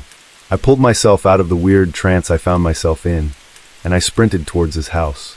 I jumped inside and bolted the door, all while his drunk uncle swore at us for making too much noise. I looked out of the windows with my gun in hand, but I didn't see a thing, nothing but fresh tracks. I pulled the curtains back where they were, and we heard the strangest noise, anything other than a person I've ever heard. It sounded like a dog's howl, but it repeated, almost like it was coming from a sermon given, and it repeated pulses in different pitches and tones. The uncle looked like he instantly sobered up after hearing it, and he started locking all the doors and windows in the house. To our surprise, all of James' dogs were back, but they were very frightened and confused, cowering in a corner. We watched through the windows for almost the entire night, until I eventually needed to fall asleep, but we never had any other problems since. Whatever these things were, they were fast, they were smart, and they were nothing I've ever seen before. It looked like some strange dogman straight from tribal legend. I'm not a superstitious type of guy, but I hope it was somehow just a really elaborate dream, even if my friend and his uncle can recall the night too. This story was submitted by Ghost Train 87. Enjoy. In the Blue Ridge Mountains of western North Carolina, the Boston Bridge train wreck occurred on August 27, 1891, just west of Statesville. The accident took the lives of 24 people, making it one of the worst railroad disasters in North Carolina history. Richmond and Danville, R&D Engine Number 9, left Statesville at approximately 2:30 a.m., bound for the resort mountain town of Asheville, pulling 6 passenger cars, a baggage car, a second-class car, 2 first-class coaches, a Pullman sleeper, and the private passenger car of the Richmond and Danville superintendent. According to the station agents, engineer William West was 34 minutes late and left Statesville in a hurry, obviously intending to make up lost time. Less than 5 minutes after leaving Statesville, the train plunged off Boston Bridge, a 70 feet high, 5-span brick tower bridge crossing Third Creek. Because of its speed, which would later be estimated at 40 to 45 miles per hour by the coroner's jury, the train was literally airborne when it derailed. The sleeping car hit the ground 157 feet from where it left the bridge. Several battered survivors walked back to Statesville to announce the disaster, and all normal activity ceased that day as the town immersed itself in the rescue effort. The injured were transported to Statesville, which had no hospital, and placed in private homes. As for the dead, they were taken to a tobacco warehouse to be later identified. Once the rescue effort ended, the wreck site became a magnet for the curious. Thousands of people arrived to stare off the bridge at the wreck, or to prowl among the debris looking for valuables of the passengers. Photographers William Stimpson of Statesville and a Mr. Van Ness of Charlotte took pictures, and according to the Statesville paper The Landmark, they sold hundreds of photos in the coming weeks. A new story of the wreck soon featured a Van Ness photograph, specifically Frank Leslie's weekly illustrated newspaper. The Police Gazette of Boston carried a story illustrated with what the Landmark called one of its loud, imaginary pictures. For days after the incident, a coroner's inquest concluded that it was caused by unknown persons removing spikes from the rails, though some blamed the track's neglected condition. Inasmuch as the Richmond and Danville was experiencing financial troubles, officials fearing huge damage suits worked feverishly to find the alleged train wreckers. For months, railroad detectives swarmed over the area. Several people were detained and questioned, but eventually released. Later that year, 2 men already in the state penitentiary in Raleigh were convicted of causing the tragedy on the strength of their supposed confessions to other inmates. 50 years later, very early in the morning of August 27, 1941, a woman was waiting along the road that ran beside the railroad tracks near Statesville. Her husband had gone to get help after their car had a flat tire. The woman heard a train whistle in the distance. A headlight appeared down the track, sweeping through the trees as the engine approached. The woman noticed the huge bridge in front of the train. As the engine began to cross it, she heard a horrible crash. She saw the train plunge off the bridge, its old-fashioned wooden passenger cars splintering into pieces. They piled into a jagged mound below. The woman could hear the screams and groans of the wounded people. She ran across the road through a field to the side of the creek. Up close, the sight was even more horrendous. The steam locomotive, its tender, the car attached to the engine carrying its water and coal, and passenger cars formed a mangled mess of wreckage being flooded by the waters of Third Creek. Hearing a car pull up on the road behind her, the woman ran back across the field, screaming that a terrible train wreck had happened. Her husband was in the car with a stranger, the man who owned the country store just down the road. The three of them headed back across the field and looked down into the quiet waters of Third Creek. The wreck was no longer there. Of course, the men thought that the woman had fallen asleep and dreamt the whole thing up. But when they continued their trip, she made her husband stop by the Statesville train station to find out if there had been a wreck there. When the couple asked at the ticket window, the station agent looked up from his work. "Funny you should ask," he said. "There was no wreck on the railroad last night, but 50 years ago today, there was a horrible wreck out there at Boston's Bridge." As he said this, the woman screamed and fainted. She knew she had seen a ghost train. On August 27, 2010, a group of 12 individuals who considered themselves amateur ghost hunters gathered at Boston's Bridge, hoping to catch a ghost train.